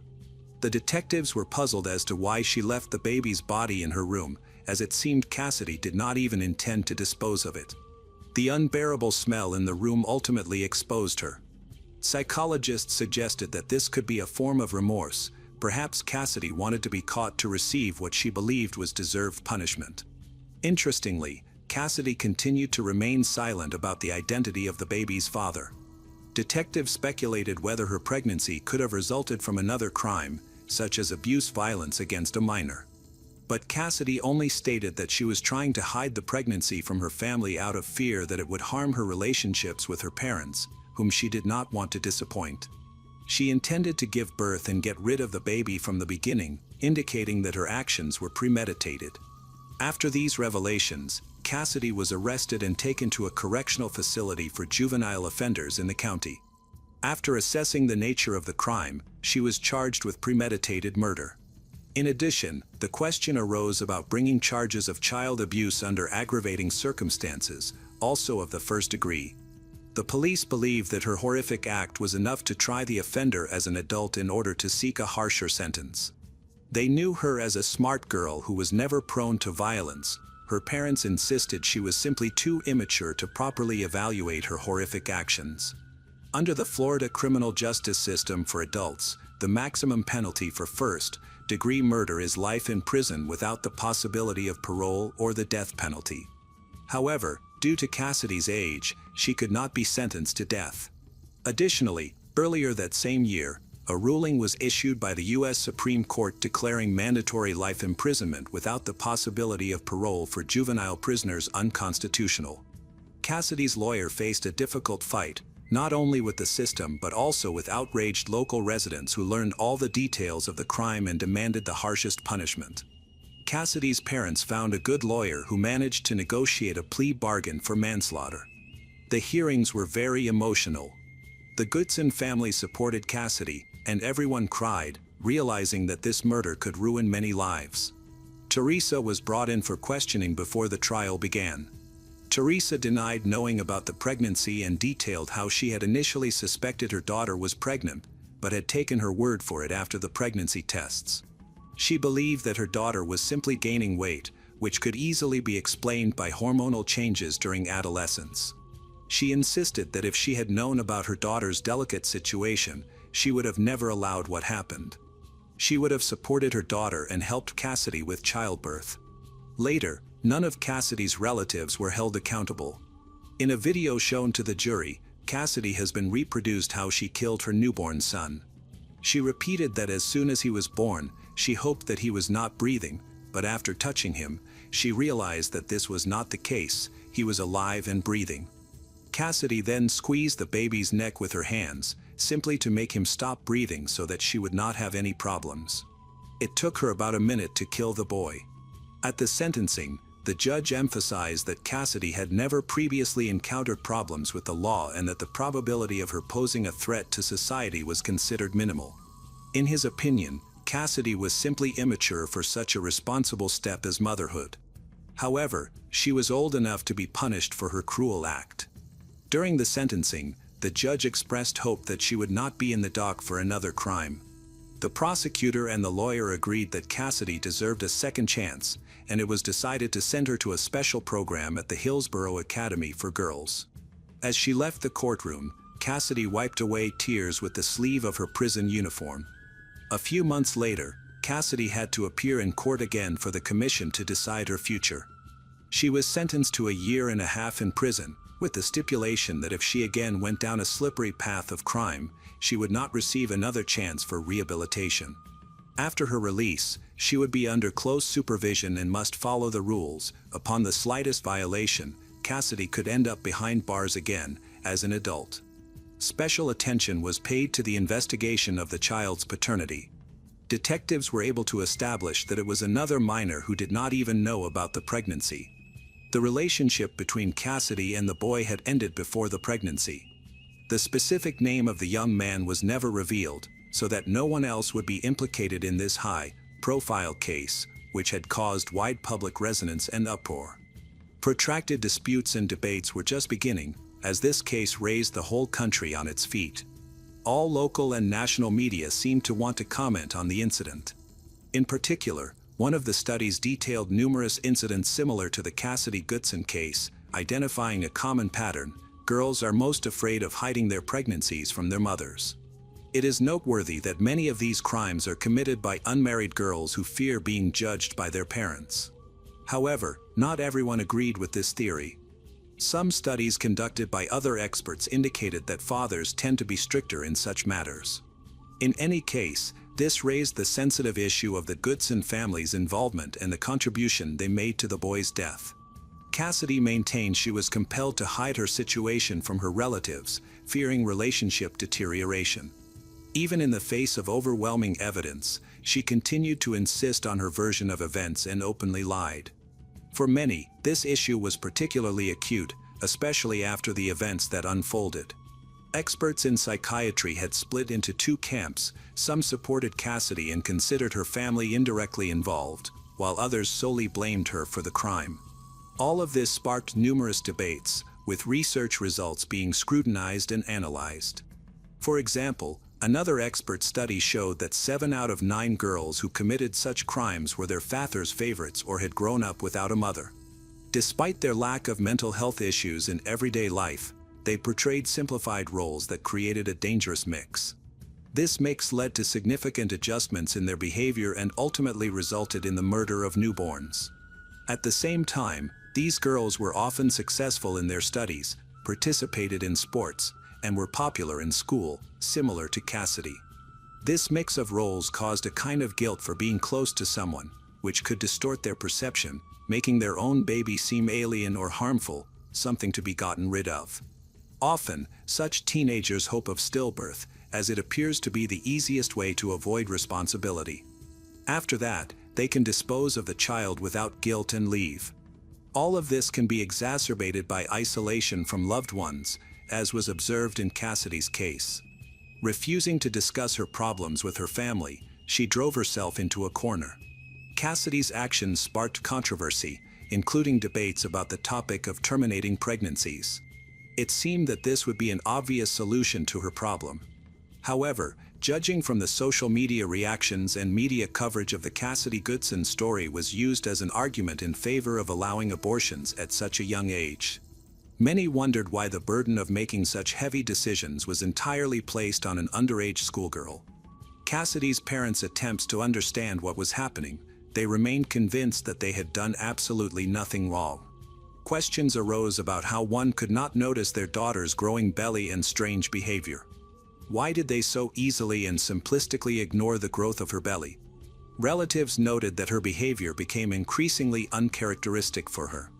Usually, close relatives notice such changes, but in her case, it seemed as if everyone was indifferent to her fate. They were surprised that it took finding blood in the bathroom for her mother to understand what was happening. Why, before this event, did no one take Cassidy to a medical center? Some people attempted to shift the blame for the crime from Cassidy to her parents, believing that she simply did not receive enough attention from her loved ones. This, too, could have concealed the real reason for her desire to keep the pregnancy secret. People were divided on these issues, with many disturbed by the fact that scissors were used. According to doctors, Cassidy used them to cut herself, severing the umbilical cord of a still, living child. To quickly pull out the baby, she used an ordinary office tool as a surgical instrument. Naturally, Cassidy experienced severe pain, but to cope with it, she clenched a piece of towel in her teeth. It was unclear what led to this mental or emotional state, whether it was her own horror or fear of what her parents might do. She was terrified of enduring any punishment just to prevent her mother and father from discovering what was happening. This raised reasonable concerns about what was really occurring within the walls of her home, leading detectives to conduct a thorough investigation. However, suspicions of cruel treatment from the parents' side could not be confirmed, as no bruises or signs of abuse were found on Cassidy's body. The other children in the family denied any physical abuse from their mother and father. After a year and a half in a correctional facility for girls, Cassidy was released. She successfully completed a rehabilitation program for juvenile offenders, and it was noted that she was not aggressive. The risk of reoffending was considered minimal. Cassidy desperately resisted reintegrating into society, having lost all her friends, received threats, and feared going outside. She often admitted that she felt hated and even persecuted. Cassidy realized she was living in hell, and it was unclear when this would end. She returned to her bedroom, which her parents had left untouched since her arrest. Everything remained in its usual place, even the lotion she had used at the age of 14. The hardest part was looking into the eyes of her loved ones, who wanted to help her. Despite the traumatic events and the heinous act she committed, Cassidy did not abandon her desire to become a mother. In 2017, she married and gave birth to her first daughter, followed by her second daughter, 2 years later. After the birth of her second girl, she posted on her social media that she longed to have a boy. These events were not just happy moments in her life, but also demonstrated Cassidy's determination to fight. She expressed online that people around her seemed to wish she wouldn't have children at all. When asked why, Cassidy responded with a smile, indicating that people could not forgive her for killing a baby and that she had many haters. Many wrote that they wanted Cassidy to remain behind bars for the rest of her life, unwilling to live next to a child killer. On her social media, Cassidy posted numerous photos portraying herself as a loving mother, a young woman trying to build her happiness and family. It seemed that with age, as she began to understand the full gravity of her crime, she struggled to forgive herself for the fact that her first child died. In fact, the boy did not even have a name. Cassidy didn't consider what to call him. Therefore, in the case of the murder of a newborn, he was simply referred to as Baby Goodson. All these years, Cassidy remained under close scrutiny from not only the authorities but also the public. Even after so long, people remained indignant about the fate of the boy strangled in the first minutes of life. In her posts, Cassidy often hinted at external pressure. In 2020, she made a post indicating that she was being subjected to constant harassment that she could no longer tolerate. Cassidy created a new account and began sharing her photos again. She studied to be a nurse at Madison College. It appears that the judge may have been mistaken in thinking that she had corrected her ways. Since 2021, she began to face legal troubles again and ended up in prison, just like her husband. Hello everyone, today we will learn about another case. The case of Shirley and Duguay. Choosing a soulmate is a very important step because this person can become the love of your life or a real nightmare. Shirley and Duguay was born on October 11, 1962. She was a native of Prince Edward Island, born and raised in the smallest of the Canadian provinces. Regarding her early years, she grew up in a close, knit family with two sisters. They had a loving father who supported them and was family-oriented, a value he passed on to his daughters. By 1994, Shirley was a 32-year-old mother of 5 children, 2 of whom were from previous relationships. However, she was going through a serious crisis with her husband, Douglas Beamish, with whom she had been in a relationship for several years. Shirley worked hard and devoted the rest of her time to her children. This was very helpful to her. She never lost faith in herself or people and maintained a positive attitude, constantly communicating with relatives and friends who supported her in every possible way. She truly needed that support as she barely managed to finalize her divorce proceedings with Doug. A dispute over custody of the children arose during their relationship, which had become increasingly oppressive. Shirley repeatedly complained that she was a victim of domestic violence. People in her close circle often saw traces of beatings on her. Despite the cruelty of the relationship, she rejected any proposals to separate, believing that her husband would simply kill her if she tried to leave. Even when Shirley reached a boiling point, her husband managed to keep her from getting a divorce. She was financially dependent on him, emotionally depressed, and simply afraid she would not be able to cope with the children without his support. Unfortunately, as they aged, his aggression began to shift toward the younger generation. At this point, Shirley sought support from the state to combat domestic violence. The Canadian justice system treated problems within the family with much less attention than the situation required. Despite numerous threats, statements, and evidence of aggression, Shirley failed to achieve any prohibitions or restrictions against Douglas. Finally gathering her strength, Shirley filed for divorce and moved out with the children. Now, the most pressing issue was the division of custody rights. During this period, she had 5 children aged 8 to 15. She feared for their health and safety given her husband's behavior. As a result, she sought sole custody of her 3 youngest children, fearing that Douglas would take revenge and shift his anger onto them. She intended to limit his opportunities for supervised visitations to no more than once a week. Additionally, she was counting on alimony because raising 5 children alone would be too challenging. Though she was already receiving small payments for 2 children from a previous relationship, it was not enough. Shirley's intentions only fueled Doug's anger. By the fall of 1994, she repeatedly expressed fears for her life. Yet, despite everything, she continued to hope for the best and led a normal life. On October 7, 1994, a woman found an abandoned car on Highway 169, near Tyne Valley in rural Prince Edward Island.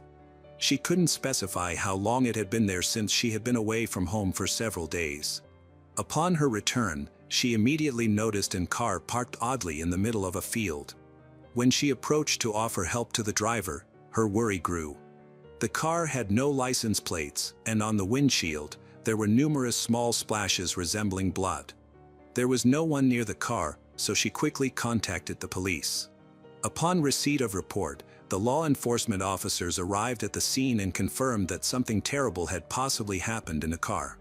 Inside, they found many bloodstains but no signs of a struggle or dragging nearby, suggesting it had been abandoned far from where a confrontation had taken place. Investigators wondered if the victim of such an attack could have survived. Due to the lack of license plates, identifying the car took longer. Eventually, detectives discovered it belonged to 32-year-old Shirley and Duguay. They tried to contact her, but to no avail, as her address was not known. They could only find her father and children.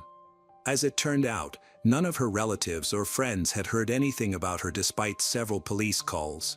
Shirley had stopped responding to calls 4 days before the witness reported the abandoned car, approximately on October 3rd.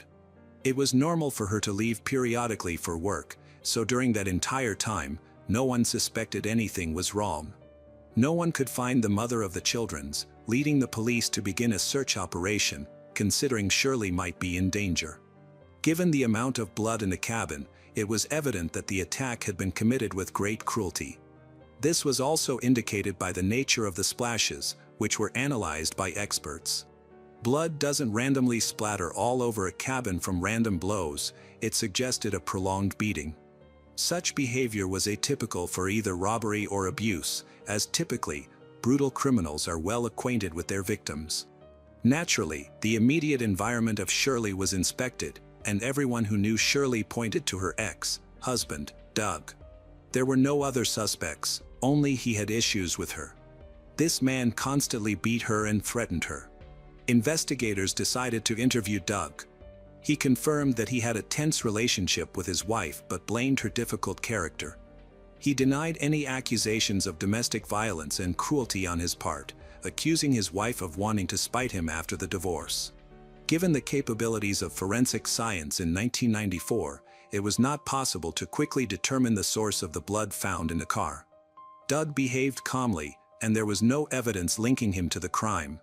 Despite numerous witnesses believing him guilty, this was deemed insufficient. The main problem was the absence of a body. It remained unclear what happened to Shirley, so she was still considered missing. Days, weeks, and months passed. It became obvious to everyone that she was likely not alive, but the only suspect persisted.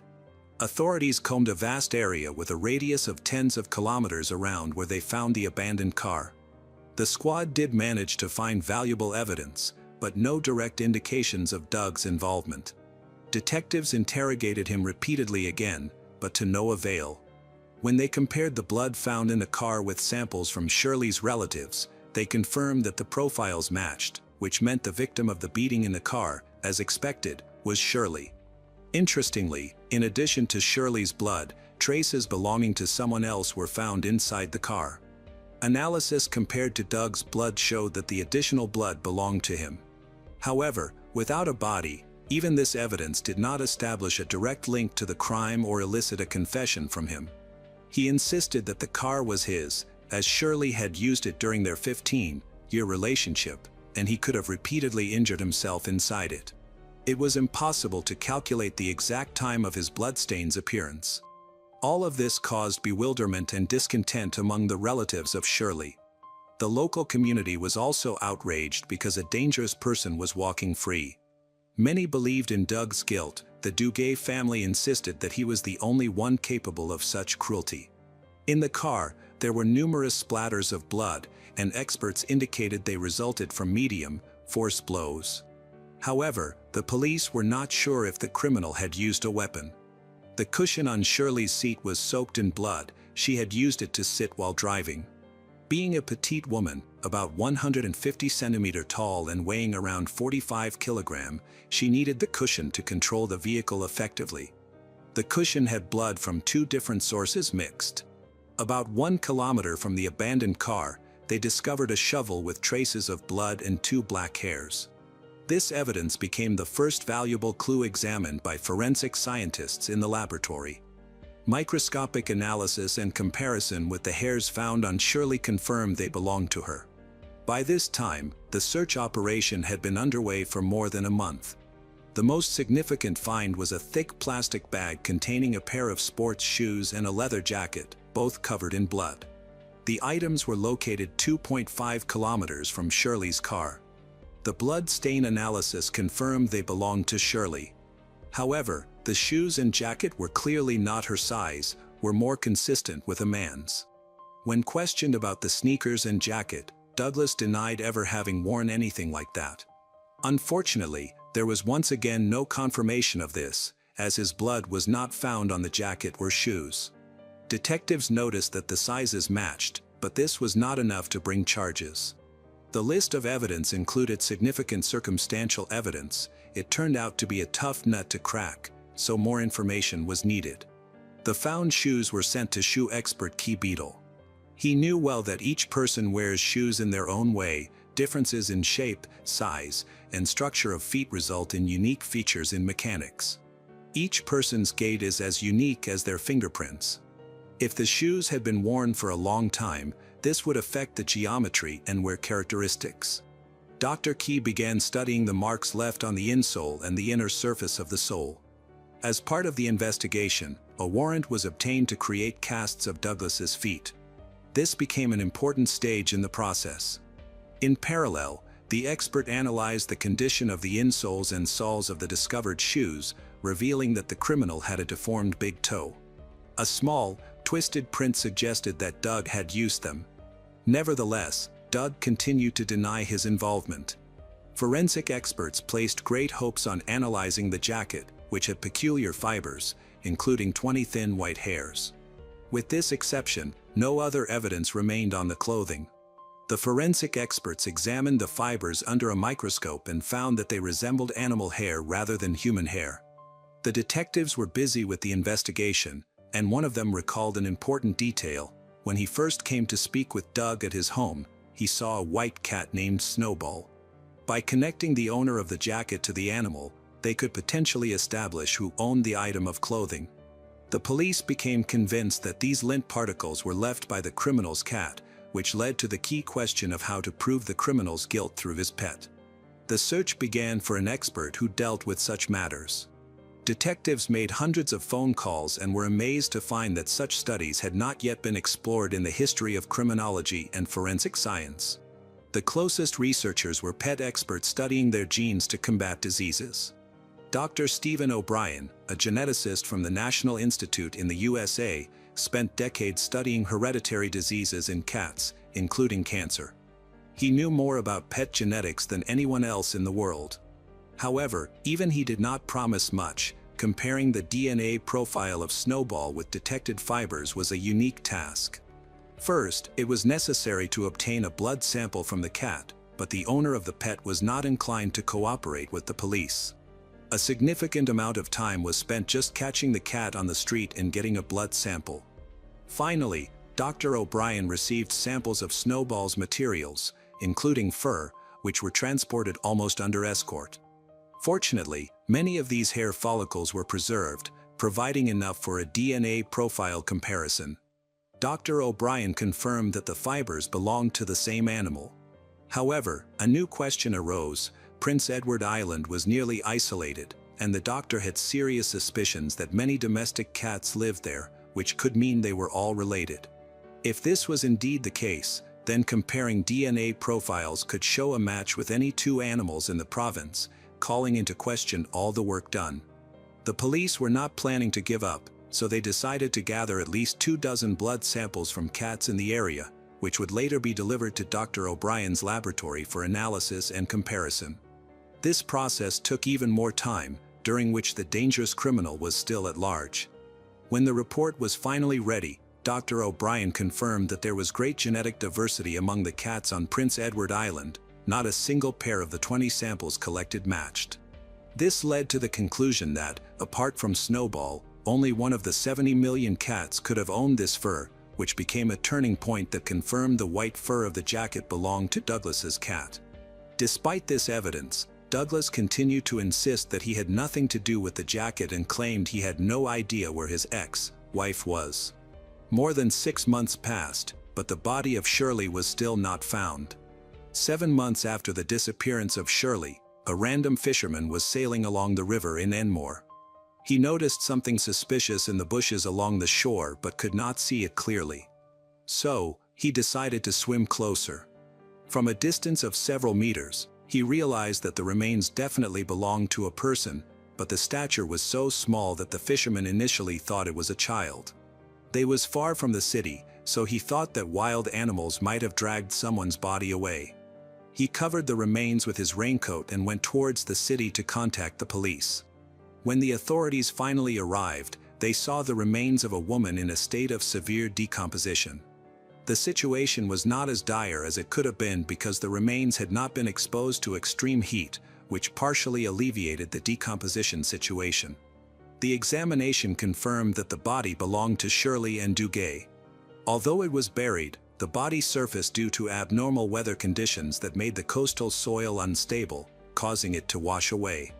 Despite the degree of decomposition, it was obvious that Shirley had been subjected to cruelty. The exact cause of death could not be established. There were several theories. One suggested that she had been strangled, while another proposed that she was beaten with a shovel, as the shovel was found earlier. However, it could not be ruled out that the blood stain on the shovel was made after Shirley's death. The killer might have accidentally caused damage when digging up the makeshift grave. Shirley's jaw had been beaten and was broken in 3 places, with one of her missing teeth found in her lungs. The situation had changed dramatically, and it remained to be understood what the motive was, making it possible to hold Douglas accountable. After the body was discovered, investigators decided to take a fresh look at the old evidence and re-examine the area around Shirley's house and car. This yielded important results. First of all, they discovered a letter that had been overlooked earlier, contained threats. Thanks to this letter, the motive for the murder was revealed. It turned out that immediately after Shirley filed for sole custody rights, Douglas wrote her a frightening note in which he said he would be happier to see her in the grave than to lose the children forever.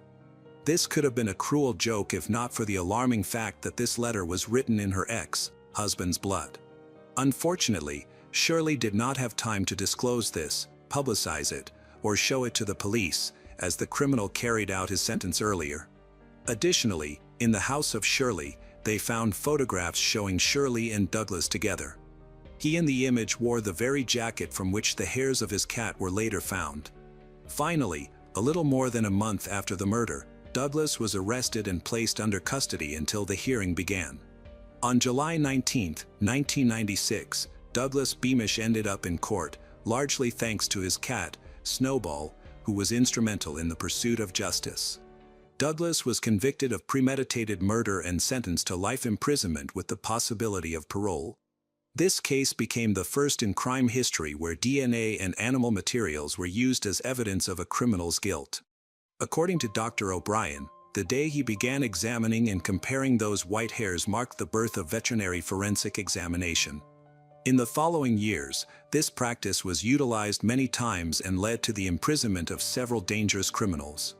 The Center at the University of California, Davis, has used its methods in more than 500 cases over the past 15 years, confirming that the tools used to profile human DNA also work reliably on animals. Shirley's daughter, Shelley, grew up to become an advocate for abused women. She spoke about how, as a child, she watched her mother being beaten by her father. After his conviction, Douglas ended up in the Ontario Correctional Centre. In 1998 and 1999, he tried to appeal his conviction but was denied, as DNA evidence is considered irrefutable. In 2013, he first attempted to exercise his right to parole. However, he was again refused, as the commission ruled that the risk of committing another crime was too high. This was not the end of Douglas's story. After almost 25 years behind bars, discussions began about releasing the killer from prison under escort for 12 hours. Another meeting of the parole commission was held, during which relatives were present. Shirley's sister, Marie Arsenault, spoke out, stating that the murder of her sister had triggered a series of family tragedies. One sister became addicted to alcohol as a means of coping with the pain of loss. It spiraled out of control after Shirley's death. She died first due to health problems, and then her husband committed to end his own life because he could not cope with the death of his beloved wife, having tried to save her until the last moment. She insisted that if Douglas was released, he should be prohibited from living on Prince Edward Island. Shirley's father suffered a series of heart attacks after Marie spoke at the parole board meeting. Interestingly, during these hearings, Douglas took responsibility for Shirley's death for the first time. Prior to this, he had persistently denied his guilt. The commission determined that he still posed a high risk of reoffending, including crimes related to violence and cruelty. Despite finally admitting guilt and realizing the seriousness of his actions, it was believed that significant work still needed to be done before he was ready for full parole. Until that point, he had found it easier to blame others for what had happened than to face the truth. During his time in prison, Douglas suffered 3 heart attacks and kidney failure, nearly dying several times. He is currently serving his sentence in Dorchester Prison, having been transferred there a year before the hearing, during which he was granted a 12-hour escorted release. He expressed a desire to attend a rehabilitation center for ex-offenders convicted of serious crimes located in the Moncton area. Notably, the parole board noted 2 incidents demonstrating that he was not yet ready for life on the outside. In 2019, he threw a knife while preparing food in the kitchen of a minimum security correctional facility, and a year later, he went on a hunger strike, claiming dissatisfaction with the food provided by prison staff. Following the end of the meeting, a decision regarding Douglas Beamish's 12-hour temporary release was not established. He himself stated that he believed he was not ready for full release but wanted to visit a rehabilitation center in Moncton as he did not want to return to Prince Edward Island. It is worth noting that the Correctional Service of Canada had previously allowed him to be temporarily absent under escort for medical reasons and out of compassion. Both occasions took place without, again, true crime fans. We've got another mysterious case to explore. The case of Thomas Kwan. On January 22, 2024, Patrick O'Hara, 70, presented to the emergency department at the Royal Victoria Infirmary in Newcastle upon Tyne with severe pain in his upper arm, particularly at the site of the vaccine injection he had received a few hours earlier. Initially, the medical staff suspected that his pain was a result of a poor injection. They provided him with antibiotics and painkillers, advised him to monitor his arm closely. However, Patrick's situation worsened. Within hours, his arm developed blisters and changed color. The following day, he returned to the hospital, where doctors were confused by the rapid decline in his condition. Blood tests were performed but did not reveal any significant issues.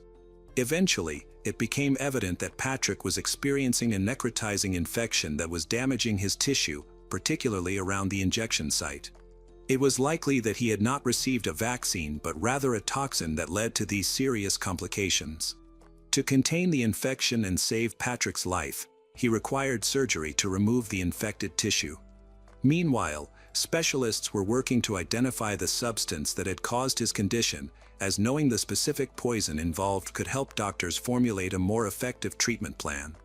Dr. Emmett, an expert in the field, suggested that iodomethane could be responsible for Patrick's condition. Iodomethane is highly toxic, and exposure can cause burns and blisters similar to those Patrick was experiencing. There had been no prior instances of methane injections in humans, making its use particularly risky, and the substance is almost impossible to detect in the body. At around 10 a.m. on the morning of January 22, while Patrick was feeling ill, a male nurse named Raj Patel from the National Health Service arrived at his home. Nurse Raj Patel was assigned to examine Patrick and arrived at his and his partner Jenny's residence. He spoke with an Asian accent and in broken English, appearing slightly awkward but competent. The visit lasted about 4 minutes, during which he collected blood and urine samples from Patrick. Jenny, Patrick's partner, came downstairs during the check and asked to have her blood pressure taken, to which Raj agreed. After that, Patrick started preparing to administer a booster vaccine. Even though he mentioned that he had already received this vaccine less than 3 months earlier, Raj insisted that he needed another dose. When Raj administered the injection, Patrick experienced sharp and intense pain. Raj assured him that this was a normal reaction and that the pain would soon subside. However, after giving the injection, Raj quickly gathered his equipment and left the house, which Patrick found suspicious. At the hospital, where Patrick was placed in intensive care, the doctors noticed several letters that he and Jenny had received recently. They informed Jenny that there was no local nursing staff and that the National Health Service had no nurse named Raj Patel. This letter turned out to be a forgery, and the health worker was a fraud. The forgery was well crafted. It featured the National Health Service logo at the top, included hyperlinks, and used medical language along with personal privacy notes typical of unofficial reports. Another letter, sent earlier that month, followed a similar format. It included a QR code that directed Patrick to a short health questionnaire and suggested a home visit on January 22 between 9 a.m. and 1 p.m. The day before this, Patrick received a reminder text message from an unknown number, claiming to be from a health worker named Patel. However, Patrick only became suspicious when Nurse Raj began to act nervously during the injection. One particular action raised alarms. As Raj was leaving, Jenny came down the stairs and told him he was as tall as her son. This startled Patrick, and she chased after him, but he disappeared. Northumbria police then began tracking him from his home in Newcastle city centre. CCTV footage showed him driving to a hotel and checking in. Raj arrived in a car with fake number plates. He checked into the hotel using a false name. 2 hours later, he left his room wearing a long coat, a flat cap, blue surgical gloves, and a medical mask. He walked through the hotel lobby and exited the building. It was less than a 10-minute walk from the hotel to Patrick and Jetty's home on St. Thomas's Street. In the UK, number plates are specific to the make and model of the vehicle they are assigned to. The number plates on Raj's vehicle were easily identifiable as counterfeit. They matched the car's make but not its model. Investigators traced the car back to the hotel that morning and then to its original location, which led them to the small town of Ingleby Barwick, south of Newcastle in Stockton. The car had left the home of Thomas Kwan, son of Jenny Leung. Jenny has several sons from her first marriage, but she noticed a resemblance between her eldest son, Thomas Kwan, 50, and Raj Patel. Thomas was born in Hong Kong and moved to the UK 39 years ago at the age of 13. His parents sent him to an English boarding school, and he later studied medicine at Newcastle University. He is now a general practitioner and a partner at Happy House Clinic in Sunderland, about a half-hour's drive from his mother's home. Thomas had a troubled relationship with his mother, likely stemming from their parents' divorce that occurred 27 years ago. Many of Thomas's issues with her revolved around money. He believed that before their separation, his mother, Jenny, had taken £1 million from their joint account and pressured his father into the divorce. Years later, when his father passed away, Thomas was upset to find that he received a smaller portion of the inheritance compared to his younger brother. In a letter to his mother, Thomas expressed his feelings, accusing her of being unfair and of stealing money from his father. He asked her to clarify the changes in the will and accused her of betrayal. Patrick, trying to ease the tension, asked Thomas to leave the house and confronted him emotionally. Jenny's actions further complicated the family dynamics. The police were called to the scene, but Thomas left before they arrived. This incident deeply affected the relationship between him and his mother, Jenny. Since then, Thomas has had little contact with her and has not visited. When authorities began investigating the case of the fake nurse, they discovered that Thomas's name appeared in their review of the nurse's route. CCTV footage showed the car traveling from Newcastle to Ingleby Barwick, heading directly to Thomas's house. This connection raised suspicions among investigators, who found it odd that a vehicle linked to the crime was seen near Thomas's residence. They quickly sought more information about him. It was revealed that there had been a conflict over a will, which could have provided a motive for his involvement. Investigators also discovered that Thomas had previously purchased chemicals, including toxic substances, which could have been used to create the agent that made Patrick sick. These online purchases became a significant focus of the investigation. The police then searched Thomas's home and found packages of chemical reagents and equipment in his garage that resembled a laboratory. They also discovered medical supplies, including syringes, gloves, and protective masks. On Thomas's computer, investigators found searches relating to toxic substances and how to use them. Additionally, there were fake National Health Service forms that matched those sent to Patrick and Jenny. Further investigation revealed that Thomas had planned the crime well in advance, using his medical expertise and available resources. He fabricated an elaborate story to pose as a fake nurse, knowing exactly how to speak, present himself, and what documents to provide. However, his rushed escape after administering the injection, along with other blunders, ultimately worked against him. The police arrested Thomas on February 15, 2024. At the time of his arrest, he denied any involvement in Patrick's poisoning, but the evidence against him grew increasingly compelling. The case was classified as attempted murder, and preparations were made for it to go to court. Thomas leveraged his medical reputation and knowledge to create a false appearance of professionalism.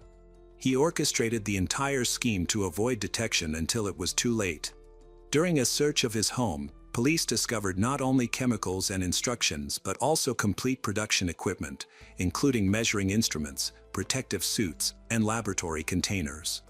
The investigation revealed that Thomas had been planning his crime for an extended period, gathering resources and researching their characteristics. His mobile phone contained clear evidence of his intentions, showing multiple internet searches for poisons. He specifically looked for information on how to use ricin to carry out a slow and painful murder. His searches included terms like ricin dosage, duration of the toxin, and cyanide effects on the human body, indicating that he aimed to proceed carefully and minimize errors. Despite his planning, Thomas made several mistakes that led to the investigation uncovering his scheme. For example, he used a fake license plate on his car, but the police quickly noticed that the plates didn't match the car model. Additionally, his disguise as a nurse was inadequate. Jenny's comment that he resembled her son raised initial suspicions. His quick departure from home after administering the injection and his suspicious behavior further contributed to the doubts about him. Books on toxicology and instructions for creating poisons found in Thomas's possession strengthened the case against him. Additionally, a copy of the National Center of Excellence for Police Investigation Manual on Murder was discovered on his computer. This manual could provide a criminal with insights on how to avoid detection. The evidence suggested that Thomas planned to commit the murder with great precision while minimizing the risk of being caught. What was particularly alarming was how he manipulated his family. The letters, text messages, and Thomas's fabricated identity as a nurse indicated that he was orchestrating a large-scale scheme. It was shocking to think that a doctor, someone who was supposed to save lives, was involved in such a heinous crime. When arrested, Thomas denied all accusations. However, the evidence gathered, including chemicals, laboratory equipment, books, and digital records, painted an undeniable picture of his guilt. The investigation revealed that he acted with cold calculation, leveraging his expertise and resources to commit a deliberate poisoning with the intent to kill. He refused to admit guilt regarding attempted murder, but the evidence, including his internet searches, was compelling. The police also found that Thomas had been spying on his mother and her partner, Patrick. He had installed spyware on a laptop they gave him, which allowed him to monitor their daily activities, read emails, and track financial transactions in real time, taking screenshots and saving correspondence to support his suspicions of misuse of the family's money. What was especially shocking was that Thomas devised multiple plans for the murder before finally deciding to impersonate a nurse. One of his ideas involved sending poisoned drinks or food while pretending to be part of a made-up group called the Northern Wine Tasting Club, offering free samples. These plans revealed just how far he was willing to go to achieve his goal.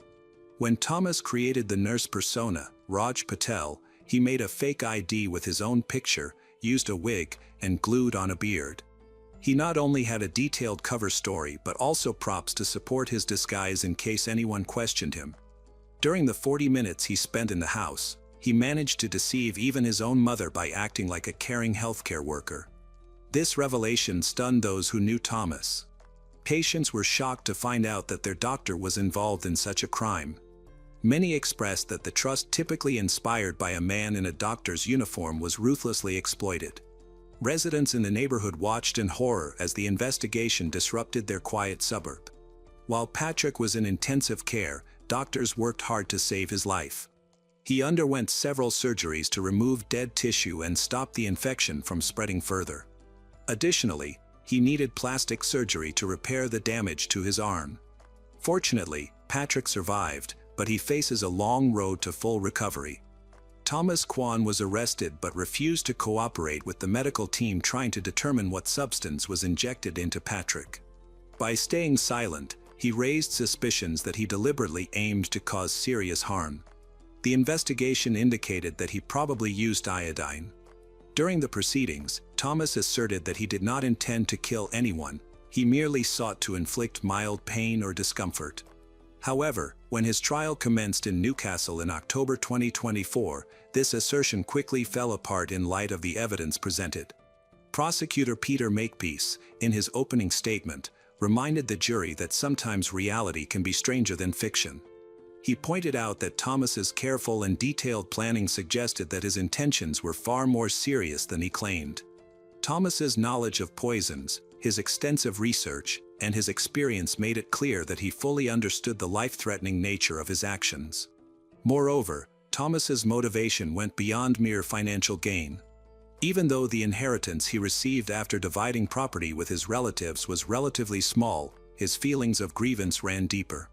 He accused his mother of not loving him enough during his childhood and framed the attack on Patrick, her partner, as a means to emotionally hurt her in revenge.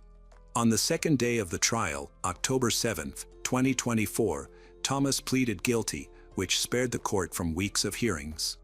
The victim, Patrick O'Hara, shared how the attack affected his life. Thomas received a severe sentence that reflected both the seriousness of his crime and the level of planning involved. The judge noted that while some aspects of Thomas's plan were poorly executed, such as using fake license plates that didn't match the car model, he had put a significant amount of effort into preparing for the crime. This level of planning justified a lengthy sentence. Thomas Kwan was sentenced to 31 years and 5 months in prison. His guilty plea and clean record prior to the incident were taken into consideration during sentencing. Patrick O'Hara faced challenges in his recovery, suffering from post-traumatic stress disorder, which ultimately led to the end of his long-term relationship with Jenny. Despite these difficulties, Patrick expressed his appreciation for the professionals at the National Health Service who saved his life. After the trial, he gradually returned to a normal routine, though he continued to experience physical and emotional reminders of the attack. Nonetheless, this incident became a catalyst for new beginnings for him. After parting ways with Jenny, he relocated from Newcastle to a quiet coastal town where he found peace. While there, Patrick focused on helping victims of violence and fraud. He began speaking at conferences and in the media to share his story and emphasize the importance of remaining vigilant, even in everyday situations. Meanwhile, Jenny, overwhelmed by her son's actions and her guilt toward Patrick, worked on improving her family relationships. She stepped back from public life to concentrate on her family, but her bond with Thomas was never repaired. In prison, Thomas Kwan began to understand the seriousness of his actions. In isolation, he had to confront his motives and the harm he had caused to his family. However, prison records indicated that he still had a long way to go before he felt true remorse. At the beginning of his sentence, he continued to rationalize his actions, feeling a sense of injustice. Patrick, who had endured many hardships, found happiness in simple pleasures, like walks by the sea and friendships with those who valued him for who he was. He often expressed that his greatest achievement was learning to trust again. Although the scars on his hand never disappeared, he came to see them not as reminders of pain, but as symbols of the strength he discovered to keep moving forward, even in the toughest times. Hello everyone, today we will learn about another case. The case of the DeFeo family.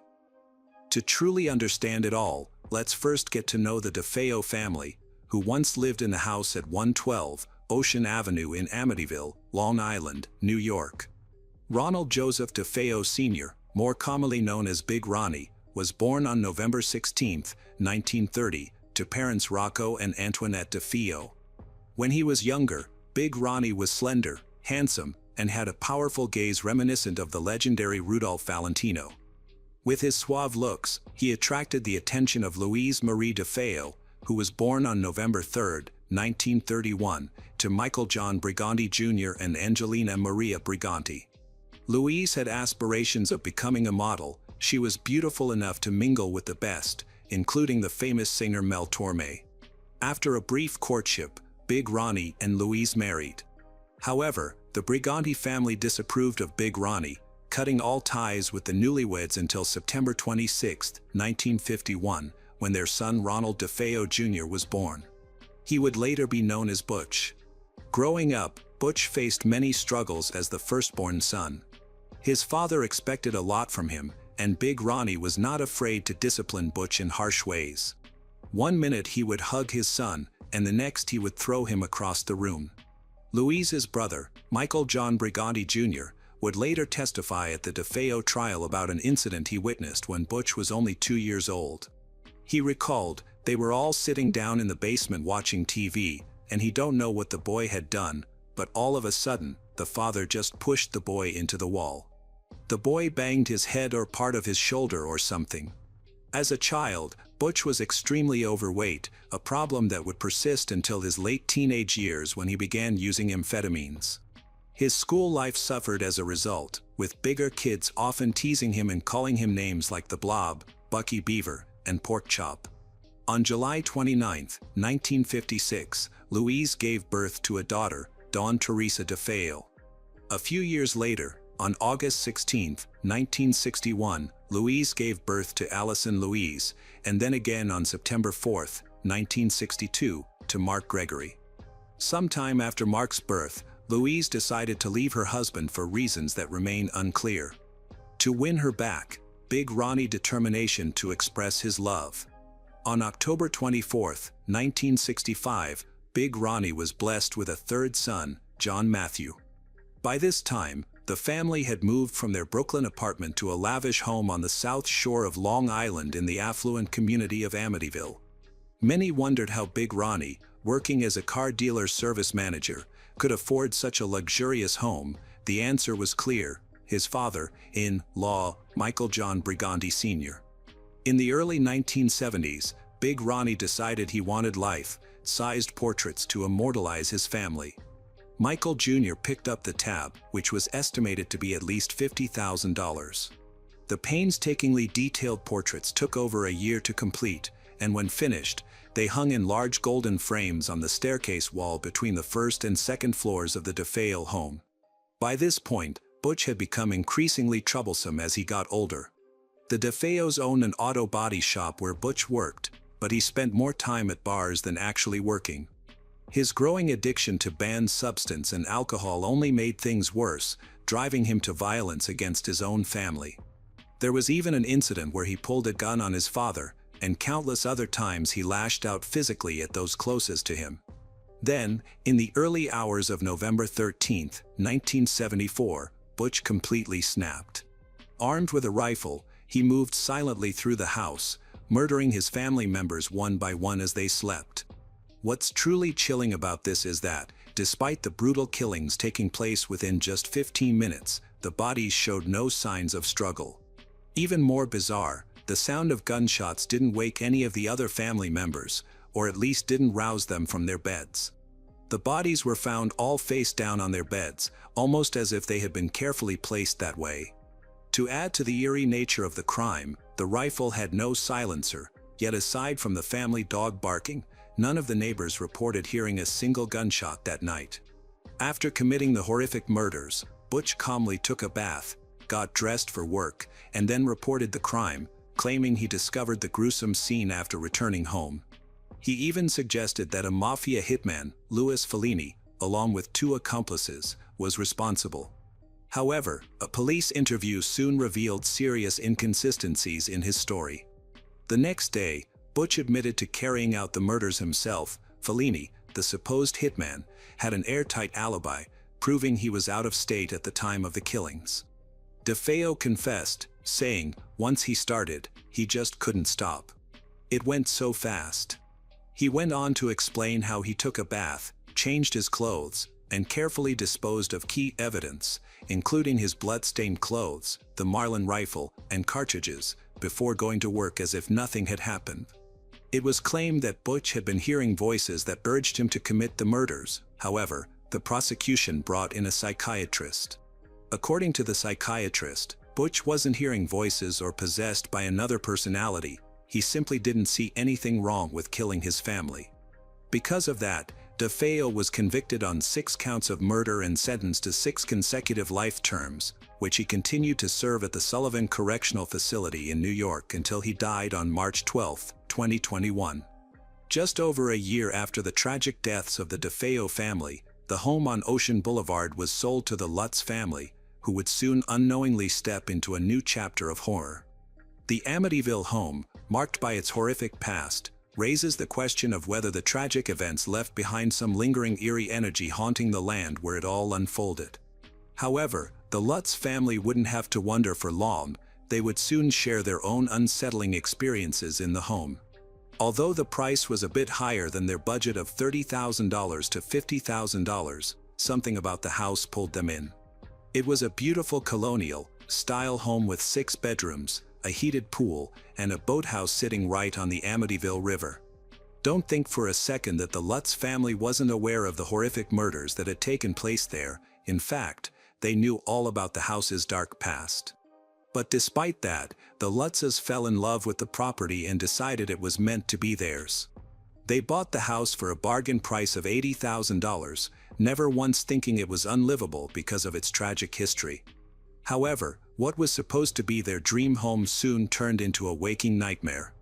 The strange and terrifying events that followed were later shared with the world by author Jay Anson in his famous book, The Amityville Horror. Before moving into the house, George Lutz was a successful businessman, but after settling in new house, something changed. He became sluggish, cold, and irritable.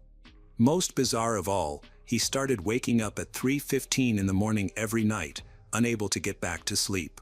It wasn't just random, it was the exact time the DeFeo murders had occurred. One night, George was startled to see his 5-year-old daughter, Missy, standing by her bedroom window. But what sent chills down his spine was the eerie outline of a pig's face with glowing red eyes staring at him from behind her. He rushed into her room, only to find Missy sound asleep, as if nothing had happened. Not long after, Missy talked about a new friend, an imaginary pig named Jody. But was Jody really imaginary?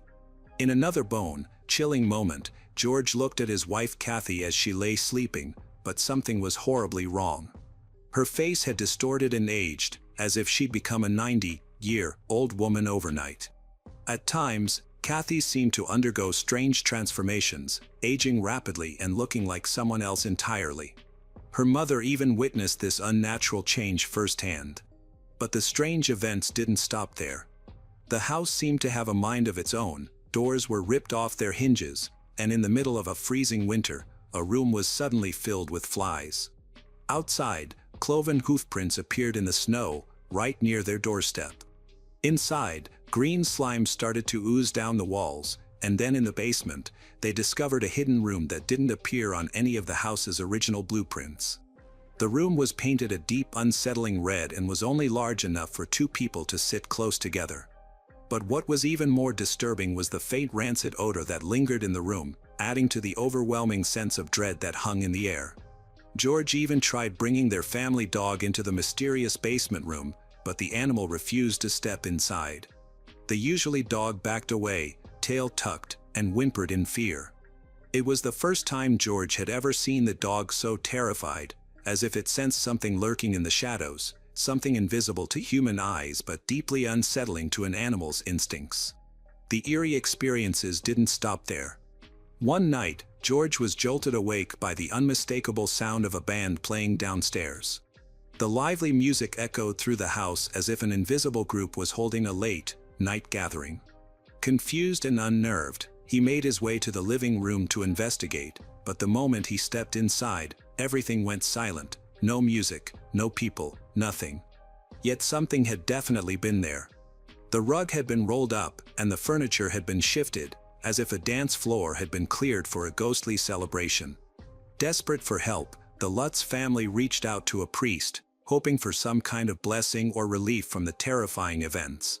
However, the moment the priest stepped into the house, things took a dark turn. He was overwhelmed by a sudden intense sickness and began to experience his own set of unexplained disturbances. Some force seemed to be warning him to stay away. The impact of these events reached far beyond the Lutz family. Author Jay Anson recalled how meeting the priest convinced him that this was more than just a story, it was real. From there, he started to create the book. On January 14, 1976, after just 28 days of living in what they thought would be their dream home, the Lutz family experienced a night so terrifying that they made a split-second decision. They packed a few bags, left everything else behind, and fled, never to return. According to a 2005 interview with George Lutz, he emphasized that their departure wasn't planned. They didn't wake up that morning thinking they were leaving for good. This was their home. When they left, they didn't know they wouldn't be coming back. They didn't know that everything they left behind they would never see again. Their abandoned belongings, untouched and frozen in time, were later set to be auctioned off. The house that had once seemed like a fresh start had turned into something they could never return to. Determined to share their horrifying experience, the Lutz family recounted every chilling detail to writer Anson. He would go on to transform their story into the instant bestseller in 1977. The book gripped the public, with the Los Angeles Times calling it both fascinating and frightening. Some critics believed its success wasn't just about ghosts and haunted houses. They argued that the story resonated with people because of the unstable political and economic climate in the United States at the time. Rampant inflation, rising interest rates, a crippling oil shortage had left the country anxious and uneasy. As the story unfolds, it becomes clear that the horrors inside the Amityville house weren't the only ones haunting the Lutz family. Their business was struggling due to the failing economy, and at the worst possible time, the IRS launched an investigation into their taxes. For many readers in the late 70s, this felt all too real, paranormal or not. Financial stress and uncertainty were things they knew all too well. By blending supernatural terror with real, life struggles, the Amityville horror struck a nerve with the American public. It wasn't just a ghost story, it was a reflection of the fears people were living with every day. Some critics even argued that the book cleverly capitalized on popular horror trends of the time, the trope of a once-loving father turning violent and unrecognizable. When asked if he had experienced anything strange while writing the book, Anson quickly dismissed the idea, replying, "No, however, he did suffer a heart attack soon after finishing it, though he insisted it was due to his smoking and unhealthy lifestyle rather than anything paranormal." But while Anson shrugged off any supernatural connection, eerie incidents followed those who got too close to the story. Several people who handled early copies of the manuscript reportedly had near-fatal encounters. One of Anson's friends had a fire break out in his car while driving the manuscript back to the publisher. Another friend and his son nearly drowned when their car plunged into the water, but when rescuers opened the trunk, the manuscript inside was mysteriously dry, despite being stored in a simple clasped envelope. In the most chilling case, a woman who had been given the first 2 chapters to read died in a house fire the very night she received them, and among the charred remains of her home, the pages of the manuscript were found completely untouched. The terrifying tale of the Lutz family has since been adapted into several films, with the most famous being the 1979 version starring James Brolin. In 2005, the Amityville Horror returned to the big screen with Ryan Reynolds stepping into the role of George Lutz, following in the footsteps of James Brolin. Both movies stayed true to the eerie backstory of the infamous house where a gruesome mass murder had taken place, but they each took creative liberties to crank up the terror. Then there's how the house itself is portrayed. The older film leans into the idea that the house is a sinister entity influencing Ronald DeFeo Jr. to kill his family in 1974, while the remake shifts the horror to the ghosts of the victims, making them the primary source of terror. The priest who tried to help the Lutz family also meets different fates depending on the version. In the book, he hears a voice commanding him to get out and later becomes ill, eventually giving up on helping the family. The films, however, escalate the horror, showing him being attacked by swarms of supernatural flies and even going blind. Regardless of these differences, one chilling fact remains: an entire family was murdered in that house. Yet despite the Lutz family's claims of paranormal experiences in 1975, no other owners have reported hauntings since. According to the Washington Post and real estate firm Coldwell Banker, Harbor Light, 4 different families have lived in the house after the Lutzes. A previous owner even had the address changed to avoid unwanted attention. The last time the house went up for sale was in the summer of 2016, and it was sold in February 2017 for just over $600,000, significantly less than the $950,000 it was purchased for in 2010. As for the real murders that took place, while Butch was eventually found dead in his prison cell, there are countless versions of events and interviews he gave before his death. In an interview from 1986, Butch claimed that his sister Dawn killed their father, and that their mother killed his siblings before he killed her. He later filed a motion in 1990 stating that Dawn and an unknown assailant were the real killers, that he only shot Dawn by accident during a struggle. Despite his shifting stories, his claims were always met with skepticism. In 2000, he spoke with author R.I. Auna, asserting that his parents plotted to kill him, which led him to join forces with Dawn and others in desperation. Butch's narrative continued to evolve, becoming increasingly distant with details about the events and unreliable witnesses. His claims, including involvement from his wife Geraldine Gates, only deepened the mystery, with authorities and experts disproving many of his assertions. Now, it's easy to lean toward the idea that Butch was simply a psychopath driven by childhood trauma or addiction, who saw no problem in killing his family. However, if the lingering souls of his victims did haunt the Lutz family, we can only hope they found justice and peace. The saga of the DeFeo family in the house at 112 Ocean Avenue remains one of the most haunting and enigmatic chapters in American crime and lore. From Ronald Butch's cold-blooded slaughter of his family in 1974 to the Lutz family's harrowing 28-day ordeal a year later, the Amityville horror transcends a mere murder case, weaving a tapestry of trauma, mystery, and supernatural intrigue. Butch's shifting confessions and unrepentant nature leave us questioning whether his actions stem from a fractured mind or something darker, while the Lutz's flight from inexplicable terror suggests the house itself may hold echoes of its violent past. Decades later, with Butch gone and the house standing quietly under new ownership, its legacy endures, immortalized in books and films, yet shrouded in doubt. Whether driven by human evil or lingering spirits, the tragedy of Amityville serves as a chilling reminder of the shadows that can lurk within families and homes, leaving us to wonder where the line between reality and nightmare truly lies. Jessica Edens was born on January 22, 1981, in a small suburb of New York State, USA. She came from a large family, with a sister named Diane and two half-brothers, Nathan and Adam. Jessica spent her early years surrounded by loving parents and siblings, with whom she developed warm relationships. She didn't have outstanding academic success but was always creative, dreaming of becoming a photographer. When her parents recognized this passion, they bought her an amateur camera, which she carried everywhere. She took pictures of people, nature, cities, and architecture, anything that caught her attention. Her work was admired and praised. During her teenage years, Jessica actively pursued this passion and mastered the craft. She began to shoot weddings and various events, initially for free, then for a small fee. This allowed her to earn enough money for her own needs, and the idea of building a real business became increasingly appealing. Jessica's personal life was also progressing. She was sociable, active, attractive, and always attracted a lot of attention. On November 19, 2007, she gave birth to a son named Hayden King.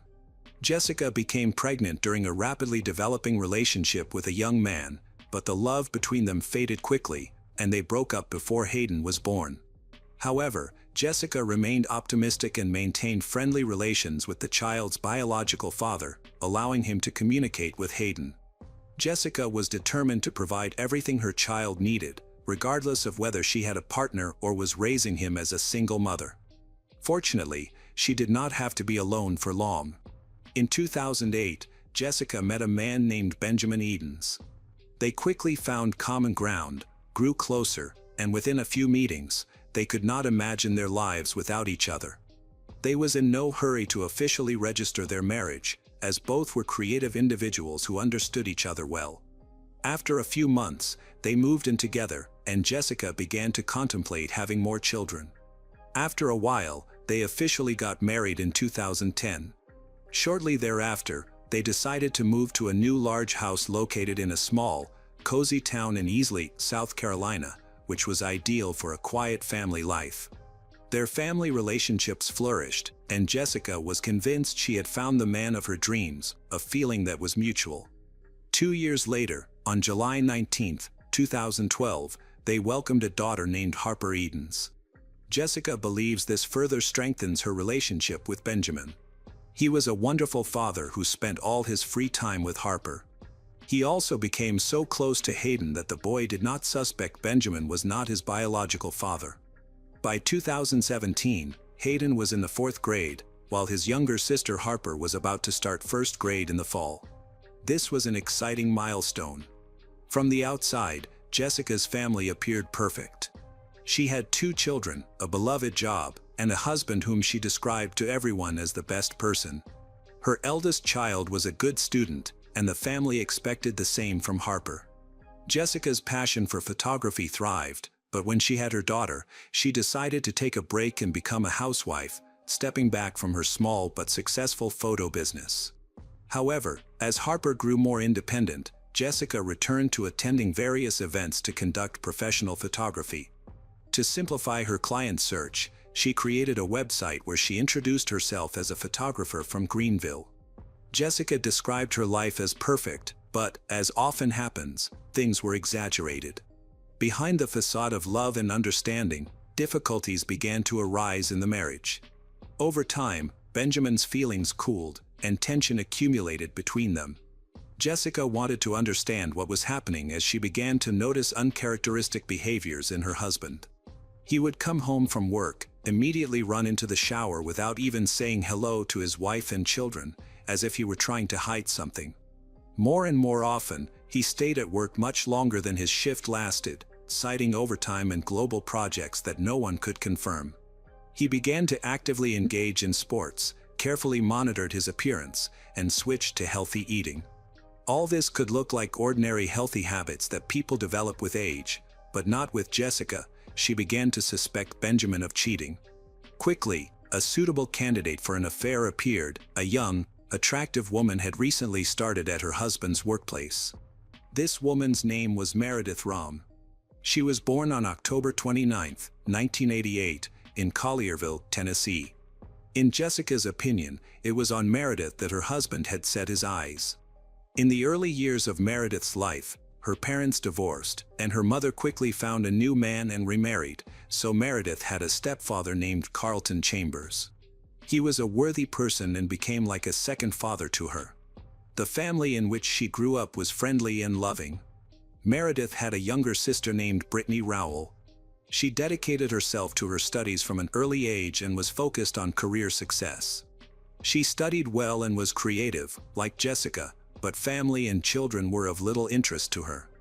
In 2009, she graduated from the University of Memphis with a bachelor's degree in international business. After gaining some necessary experience, she moved to Greenville. Meredith was very independent and self-confident, which immediately caught Benjamin's eye. By the time they met, Meredith had started working at the same company as Benjamin. In fact, Jessica's suspicions were justified. Immediately after meeting Meredith, her husband became attracted to her. Their feelings come from both sides. They started dating in secret, and their affair continued for a year. Now, Benjamin finally realized that he wanted to be with his young mistress and wanted to break up with Jessica, but he didn't know how to approach the issue. He was afraid of offending his wife and wanted to avoid the difficulties of the divorce process. For a long time, Benjamin was torn between his family and his mistress. His wife's suspicions only aggravated the situation. The more accusations she made, the more inevitable the breakup felt, which provoked constant quarrels. Jessica did not trust her husband and wanted to find out what was going on. He tried to distance himself, but this could not go on forever. It was time to tell the truth, but Benjamin could not bring himself to do it. Instead of confessing, he decided to move out on far-fetched grounds, citing constant pressure from his wife. On April 11, 2017, Benjamin packed his things and moved from the shared family home to a rented apartment. At least that is what he initially told his wife.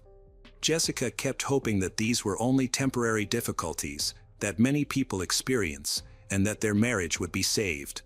She believed she could convince her husband to return to her and their children. Benjamin tried to avoid the topic of separation altogether, reluctantly answered calls and messages, which only offended her more. The betrayal was of such a magnitude that she could not forgive it. She was angry, and her hopes for a family reunion were shattered. But most of all, she was furious that Benjamin simply ignored her. As the persecution began, Jessica spread various damaging facts about Meredith on all social networks and on any sites where she could post information, exposing her as the homewrecker and her husband as a cheater. Jessica continued to communicate regularly with Benjamin, trying to win him back. Instead, he finally decided to file for divorce. Telling Jessica this provoked even more anger from her, and she now decided to annoy him as much as possible. She knew how much Benjamin loved their daughter Harper, so she sought sole custody of the girl. He had always been a caring father and loved the children, including Hayden. Therefore, he was against such a decision. Benjamin wanted to maintain the right to communicate with the children. He did not want to sit idly by. He hoped to smooth over the conflict and therefore proposed joint custody. Jessica was adamant. Against this backdrop, a serious custody battle began, and tensions escalated. Realizing that it would not be possible to agree amicably, Benjamin went to court on July 11th. He wanted to gain an advantage and testified under oath that Jessica was using the children as a weapon of revenge. By this point, Jessica had completely prevented meetings and communication between the children with their father, not even allowing contact through social networks and mobile phones. Everything was under her total control. Benjamin was afraid she could go too far. Simultaneously, Jessica intensified her harassment of Benjamin and Meredith. She continued to post not just hateful words toward Meredith on social media but also used graphic photos and other offensive captions. Previously, Jessica had tried to portray Benjamin's mistress as a family destroyer. Now, even more disturbing captions began to appear. She claimed that Meredith would get what she deserved, though she never specified what she meant. Meredith, the target of the harassment, began to fear that all of this could be dangerous. However, Benjamin insisted that Jessica had no history of violence, so he believed the situation would gradually settle down. He tried not to provoke her further, but it had little effect. The situation only worsened. When Jessica learned about the filing of a joint custody application by her husband, she was furious.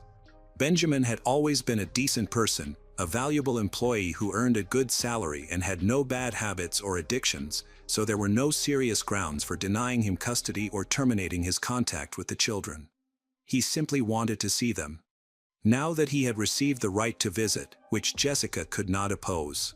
Due to the impossibility of taking revenge, she began to come up with more sophisticated ways to annoy him. Every short communication with Benjamin ended in conflicts and accusations. It was even more annoying to her that the mistress would be in contact with the children. During this period, Benjamin and Meredith regularly contacted the police to complain about Jessica's behavior.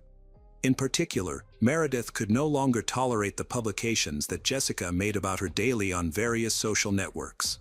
She starts having problems at work when Jessica tries to turn things around her. Benjamin tried to prove that Jessica's behavior was stalking and very disturbing.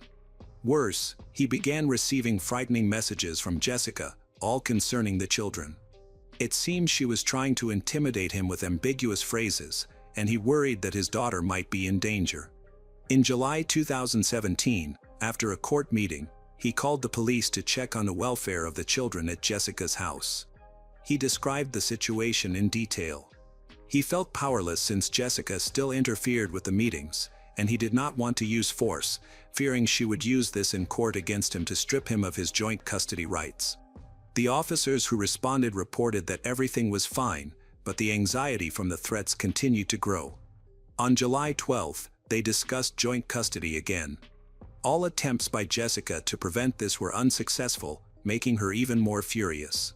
During the day, Benjamin begins to receive more disturbing messages from his ex-wife. It was obvious to her that there was no legal way to limit the children's communication with their father, so she tried to irritate him further with her frightening messages. Benjamin contacted the police again and asked the patrol officers to go to the family home to check on the children's well-being. When the officers arrived, they again did not see anything suspicious.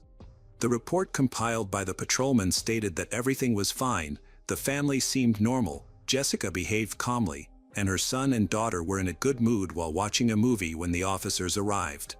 At that moment, Jessica insisted that Harper call Benjamin, realizing that he had called the police.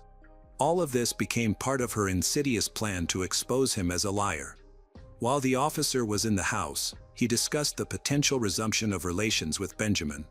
Jessica denied wanting to reconcile, calling him a traitor who had cheated for a whole year. She couldn't forgive him and intended to use this in court to achieve sole custody of their daughter. She didn't want him in the children's lives. While the officer was filling out the report, Jessica began insisting that Benjamin and Meredith were very dangerous people, especially to the children. She claimed to have suffered from their behavior since the divorce process began and insisted that they were trying to portray her in a bad light. Jessica wanted to obtain a restraining order against them. The patrolman informed Jessica that, in order to get a restraining order, she would have to go through the court process after filing a report. After saying goodbye to the officers, she promised to file a statement in person soon, but that was not destined to happen. The next day, while Jessica's family was out of town, she went to her parents' house early in the morning and took a .40 caliber pistol that they used for self-defense. When relatives heard about this, Jessica warned her father about the need for a weapon, and he was not against it. They did not suspect the scale of the persecution that Jessica had arranged. She skillfully lied, making Benjamin look worse and referring to the persecution from him, that the danger emanating from her ex. Jessica claimed that she could not feel calm at home, she was simply afraid to be left alone with her 2 children. They were easily convinced that Benjamin and Meredith posed a threat, including to the children, and that the weapon would help protect them from what she described as extremely harmful communication. All of this sounded plausible, therefore, her parents had no problem with her needing the weapon for a while. Jessica planned to keep the gun in the house while the divorce process was ongoing. Jessica then sent text messages filled with accusations, now targeting everyone who knew Meredith. She managed to find information about the family and friends of Meredith, copying the messages to everyone, then telling them how Meredith had stolen her husband, destroyed her family, and was now trying to take the children. Jessica obtained the phone numbers of at least 5 friends of family members on social media. It seemed she was immersed in this all day, displaying behavior that resembled madness.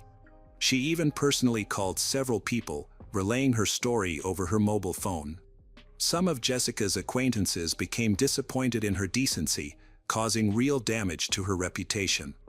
Benjamin also received even more terrifying messages. Jessica openly accused and intimidated him, stating that he would not receive anything, he would not gain access to Meredith and the children. Jessica wrote that because of his actions, he would have no chance of getting any of it, as she would not allow him to enjoy life after what he had done. Benjamin was extremely worried about this information and began to send Jessica message after message, trying to understand what she meant. However, she simply ignored all his questions, which only increased Benjamin's anxiety. He expressed his willingness to go to court for an emergency hearing regarding joint custody of the children, even threatened to try to take the children from her if she did not calm down. Finally, Jessica responded with a short message, "Your life will soon be better." Benjamin was sure that she was just mocking him and enjoying this situation. Jessica claimed that it was the last day she would experience pain, after which she ignored any attempts by Benjamin to contact her. On the morning of July 13, 2017, Jessica wrote to Benjamin again. She offered to meet so that Benjamin could answer some questions. However, Benjamin found everything very suspicious and hesitated to attend the meeting. He didn't suspect that this could turn out to be a fatal mistake. Benjamin tried to get her to talk on the phone to understand what she needed and why they couldn't discuss it without a meeting, but this only made Jessica even angrier. At 4:41 p.m., he received another message in which Jessica complained that she was tired of this bullying that never meant anything to Benjamin. In reality, old accusations and the most frightening threats she had ever voiced since the breakup emerged. Jessica's behavior was so alarming that Benjamin contacted her mother to discuss the situation, suspecting that Jessica was having a breakdown. He feared she could not control herself, might pose a danger to herself and the children. At that time, he was at work and could not leave. He did not suspect that while he was talking to Jessica's mother, Jessica was already driving to his apartment with bad intentions. At about 5 p.m., Jessica parked her car near the complex where Benjamin and Meredith lived. In the parking lot, Jessica saw Meredith, who had just returned from work and was sitting in her car, distracted by the mail on her mobile phone. Jessica approached her, pointed a gun, and shot through the glass, instantly killing her rival, whom she considered the cause of all her troubles. All this happened in broad daylight. As people were returning from work, the noise attracted numerous witnesses. After the incident, people saw Jessica get into her car and drive away. Neighbors contacted the police, reporting this and clarifying one frightening detail. At that time, there were 2 children in the car with the shooter. Witnesses described the shooter, and the police understood who they were talking about. They assumed that Benjamin was in danger. Jessica had enough time to act, but she was not going to go to Benjamin's workplace. Instead, she devised something much more sophisticated and stayed one step ahead of law enforcement. While the authorities were still looking for her in the city and were awaiting Benjamin's arrival at work, Jessica called Benjamin, told him that everyone he loved had left and that she would be next. Then Jessica hung up. It was the last call she made. Police eventually traced the call and went to Easley, 7 miles from the Benjamin home, where they saw her Jeep. The doors of the car were locked from the inside, and the engine was still running. Inside, they found 3 bodies, 2 children and Jessica herself, who was 36 years old. Jessica had persistently called Benjamin in hopes of meeting with him, perhaps intending him to be her first victim. However, he seemed to sense danger and avoided contact as much as possible, often opting to respond via a message on a messaging app. When she received a refusal, she flared up in anger and attacked Meredith, after which Jessica returned home. Near her house, she called Benjamin again. After a meaningless conversation, Jessica first attacked her 5-year-old daughter, then her 9-year-old son, after which she turned the gun on herself. Jessica used the same gun that she had borrowed from her parents on July 11th. During the investigation, detectives found out that Benjamin had been trying to obtain a restraining order against Jessica. He had filed for joint custody on the same day and had communicated with the police officer who came to check on the children. Jessica left 4 suicide notes, 1 for her mother, 1 for her father, 1 for her son's father, and 1 for her husband. In these notes, she expressed her love for her family and her regret for the pain her actions would cause them. Jessica insisted that she could no longer live with these feelings and believed that her children would also suffer without her, so she decided to take not only her life but theirs as well. In the letter to her son's father, she expressed gratitude for giving her her first child and apologized for the pain she had caused. Considering the content of these notes, the police investigated suspicions of domestic violence against the children. Judging by what Jessica wrote, it was possible she had harmed them as a way of exacting revenge on her unfaithful husband. However, nothing like this could be confirmed. As for the last note left by Jessica to Benjamin, it contained several short phrases in which she wished that Benjamin would experience the pain from his cruel act for the rest of his life. The note also stated that he would not be able to hurt them anymore. Among all the individuals involved in this case, Benjamin was the only survivor. The note turned out to be prophetic. Even to this day, he continues to live with the pain of losing his loved one. Welcome back, detectives. Let's dive into another horrible case. The case of Sophie Toscan du Plantier. Sophie Bouniel was born on July 28, 1957, in Paris, France. She grew up in a renowned and wealthy family, with significant influence in the fashion and film industries. Sophie was artistic, talented, and assertive, which led her to a successful career as a film producer, making her a recognizable face and a symbol of success in the country. However, Sophie still prioritized her personal life and family happiness. In 1991, she married film producer Daniel Toscan du Plantier, and since then, she has been known as Sophie Toscan du Plantier. Their meeting was serendipitous, as both were entrenched in the film industry and matched each other's stature. They became symbols of luxury and wealth during that period, and their marriage attracted significant attention from the media. As both continued to thrive in their careers, they moved into a lavish mansion with Sophie's son from her first marriage. Sophie is a strong and energetic person, capable of resolutely defending her beliefs and continuously pursuing her dreams. Those close to her know that she is also a gentle, kind, and loving mother. The focus of her life was her son, Pierre-Louis Baudy. Furthermore, Sophie takes care of her image as a glamorous and fashionable woman, often attracting the attention of the media and reporters in the entertainment industry. As Sophie aged, she began to desire greater privacy, tranquility, and a family life away from the relentless scrutiny of admirers and strangers. In the early 90s, she started spending more time at her home in the rural area of Dunmanus West, near Cork, Ireland, a place she had enjoyed visiting as a child. Cork had become a popular retreat for affluent artists and writers drawn to its picturesque scenery. The hustle and bustle of Paris made her feel tired, so she decided to choose to live in this quiet and cozy place. In 1993, she purchased a cottage there. Unlike the villas she was accustomed to, this cottage posed some challenges, as it was in a remote area that was not always easy to access. However, for Sophie, the seclusion and peace it promised made it worth it. Even after she arrived, she faced issues with electricity and heating, which were often unreliable. Despite these difficulties, they did not significantly impact her ability to relax. Sophie was drawn to the local landscapes and the charm of the province because they helped her restore her emotional strength and inspired fond memories of her carefree childhood. After a long time away, she returned and was captivated by the beauty of nature, feeling as if she had fallen in love with it all over again.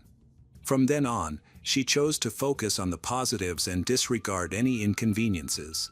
Sophie typically spent her summers there but always returned to Paris, where she viewed this time as a period of spiritual and emotional renewal. Sophie usually goes there alone. The same thing happened in December 1996, when she was 39 years old, and she decided to visit Ireland to rejuvenate herself and read movie scripts before the new year. Arriving alone, she settled into her home in a quiet neighborhood. While she enjoyed her solitude, she wasn't a recluse. She interacted with her neighbors and childhood friends living nearby, was often seen around town. Sophie had established friendly relationships with many locals and always treated them as equals. Because of this, people didn't see her as just a woman from Bohemian Paris but rather as the familiar girl they remembered from their hometown. She engaged in pleasant conversations, deliberately steering clear of work and personal topics to avoid drawing attention and gossip. Before Christmas, a neighbor visited Sophie at her home. On December 23, 1996, around 10 a.m., she intended to chat about holiday plans and enjoy a cup of tea. However, instead of a friendly visit, she discovered a lifeless woman lying in the mud in front of the house. Alarmed, she immediately called the police to report a body near Sophie's residence. The condition of the body was so severe that she wasn't even sure it was Sophie. When the Irish police arrived, they encountered a gruesome scene. The woman's head was so badly damaged that she was unrecognizable, but she was confirmed to be Sophie Toscan du Plantier. At the time of her death, she was still wearing her nightgown and had on boots. The bedding in her bedroom was disheveled, suggesting that she had been awakened suddenly during the night or early morning and hurried outside, putting on her street shoes in the process. Nearby, authorities discovered a large concrete block covered in blood, which is believed to be the murder weapon. Bloody footprints led away from the scene towards the front gate, where the keys were still in the lock. Inside the house, 2 wine glasses were found in the dish drainer, leading detectives to speculate that the attack likely occurred outdoors, as there were no signs of a struggle indoors. Local police were not accustomed to dealing with such severe crimes in the area. The local precinct was small and lacked experienced investigators, so they had to wait for forensic experts from a larger city to arrive. These experts needed to thoroughly examine the crime scene in Sophie's body. They arrived just 1 day later, but during that time, Sophie's body remained at the outdoor scene. The weather was rainy and cold, and they could only cover her with plastic bags. Unfortunately, the damp conditions ruined some critical evidence. Once the investigation officially began, the police quickly noticed signs of a struggle on Sophie's hands. However, the passage of time made it difficult to evaluate these signs accurately. Most of the blood had been washed away by the rain, leaving investigators with very little evidence to work with. Forensic experts were engaged in reconstructing the incident that led to Sophie's death. It became clear that she died from blunt force trauma to the head. Some faint traces of blood were discovered on the gate and the entrance, but much of it had also been compromised by rain. Since Sophie was wearing boots and the blood was primarily found on the street side, investigators believed the attack likely began there. No signs of a struggle were found inside the house, and although 2 glasses of wine were found in the dish drainer, they could not be considered reliable evidence since they were already clean. It was uncertain when those glasses were used, as Sophie may have used them at different times by herself. Several DNA samples were collected from the crime scene, but in 1996, testing in profile comparison technology was very limited. This crucial evidence did not lead to any useful information, however, it was preserved in the archives.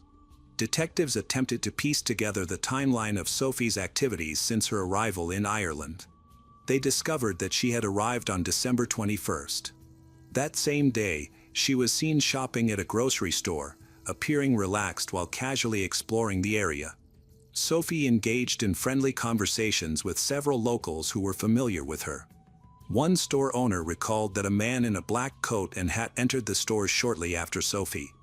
Witnesses noted that this man appeared to be watching her and left as soon as she did, suggesting he might have been following her. It was obvious to those who were present that he showed no interest in shopping, as he didn't buy anything. No one else seemed to notice this suspicious individual on December 21st. On December 22nd, Sophie went for a walk along a path leading to a nearby castle perched on a rocky ledge. She took in the views from the observation deck before walking back to the city. She stopped by a local pub, where she ordered tea and chatted with some regular patrons. Eventually, Sophie returned to her home and did not go out again until late at night when she contacted her husband, Daniel, who was in Paris.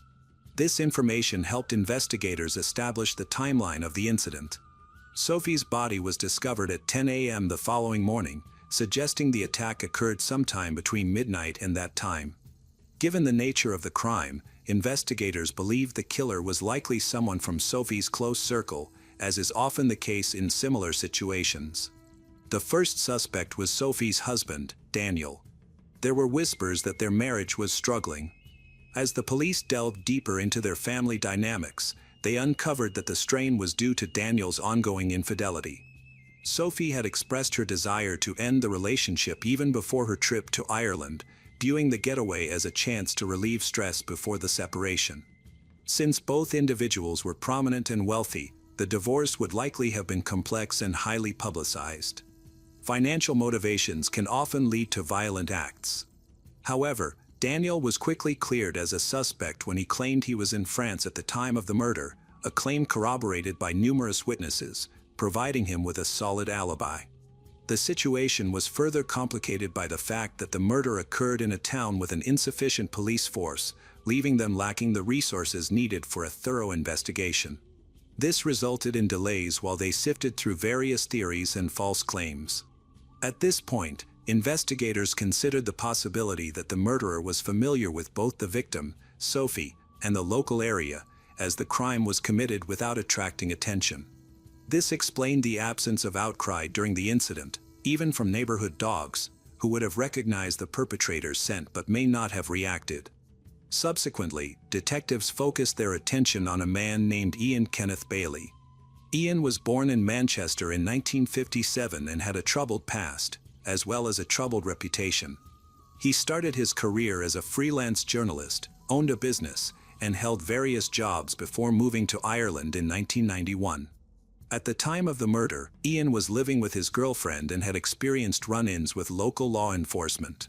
In 1991, Ian started a business but soon faced serious issues. He became involved in several troubling incidents after assaulting his business partner.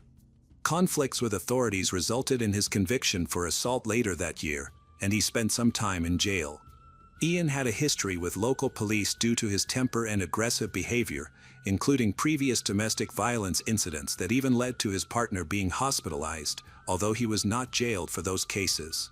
Ian underwent a psychiatric evaluation, which revealed he had a narcissistic personality disorder. He was noted to be impulsive and cruel, with indications of various mental health issues.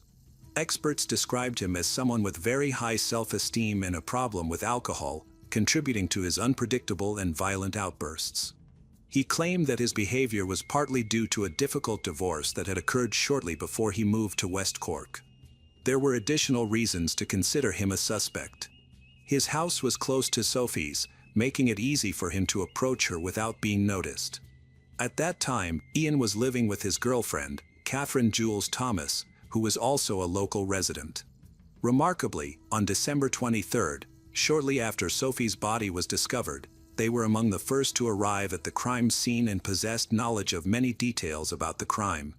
Catherine and Ian attempted to gather more information from the police to create a report. Ian claimed to be an independent journalist looking for a story, but he was denied access to the crime scene. The police noted that they were very insistent, even entering the house without permission. Upon checking his background, it became clear that he had a criminal history, raising doubts about his true identity as a reporter. Despite the police's objections, Ian managed to publish several negative articles. His aggressive pursuit of information only deepened the police's suspicions about him. The articles were filled with inappropriate details and speculation about Sophie's personal life, shocking her relatives with their lack of ethics and Ian's cynicism. Following the publication of these articles, a wave of public outrage ensued. Sophie's relatives publicly rejected Ian's claims by appearing on television. They believed that he was trying to tarnish Sophie's name for the sake of fame and profit. They agreed with law enforcement that Ian might be involved and regarded him with skepticism. When questioned by the police, Ian denied ever knowing Sophie. However, close friends of Sophie, who had known her since childhood, were convinced that Ian was connected to the crime. The media contributed to this belief by suggesting that Ian was involved in her death. Despite this, Ian maintained his innocence, citing his notes and a mysterious informant who allegedly provided him with crucial information, although he refused to reveal this person's identity. In Ian's writings, he not only focused on Sophie but also on a criminal within her circle of friends, who had hired a hitman. He suspected that this individual could be one of Sophie's ex-lovers or even her husband, who was in the process of divorcing her. While they were busy disputing these claims, a significant anonymous tip came in from a local resident. The witness reported seeing an unknown man near Sophie's house around 3 a.m. on December 23rd. The description of this man matched the appearance of a man that a local shop owner had seen chasing Sophie. Strangely, this anonymous witness provided a detailed and accurate description that matched Ian Kenneth Bailey's appearance exactly.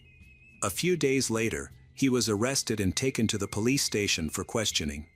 Once there, he acted very nervously, created a scene, and made threats regarding the situation.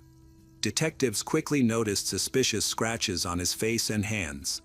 When questioned about them, he claimed that he had been hurt by a Christmas tree that fell while he was cutting it down in the forest. Police were skeptical of Ian's explanation and took photos of the scratches, which only made him more agitated. Although his behavior seemed overly aggressive, he attributed it to his mental health issues. He denied knowing Sophie and insisted on his own theory, suggesting that one of her former partners might have hired someone to kill her. He loudly claimed that it was Daniel, not him, who should be investigated. Authorities believed that the criminal was a local who knew the area well, which explained how he could get to Sophie's house without leaving any evidence.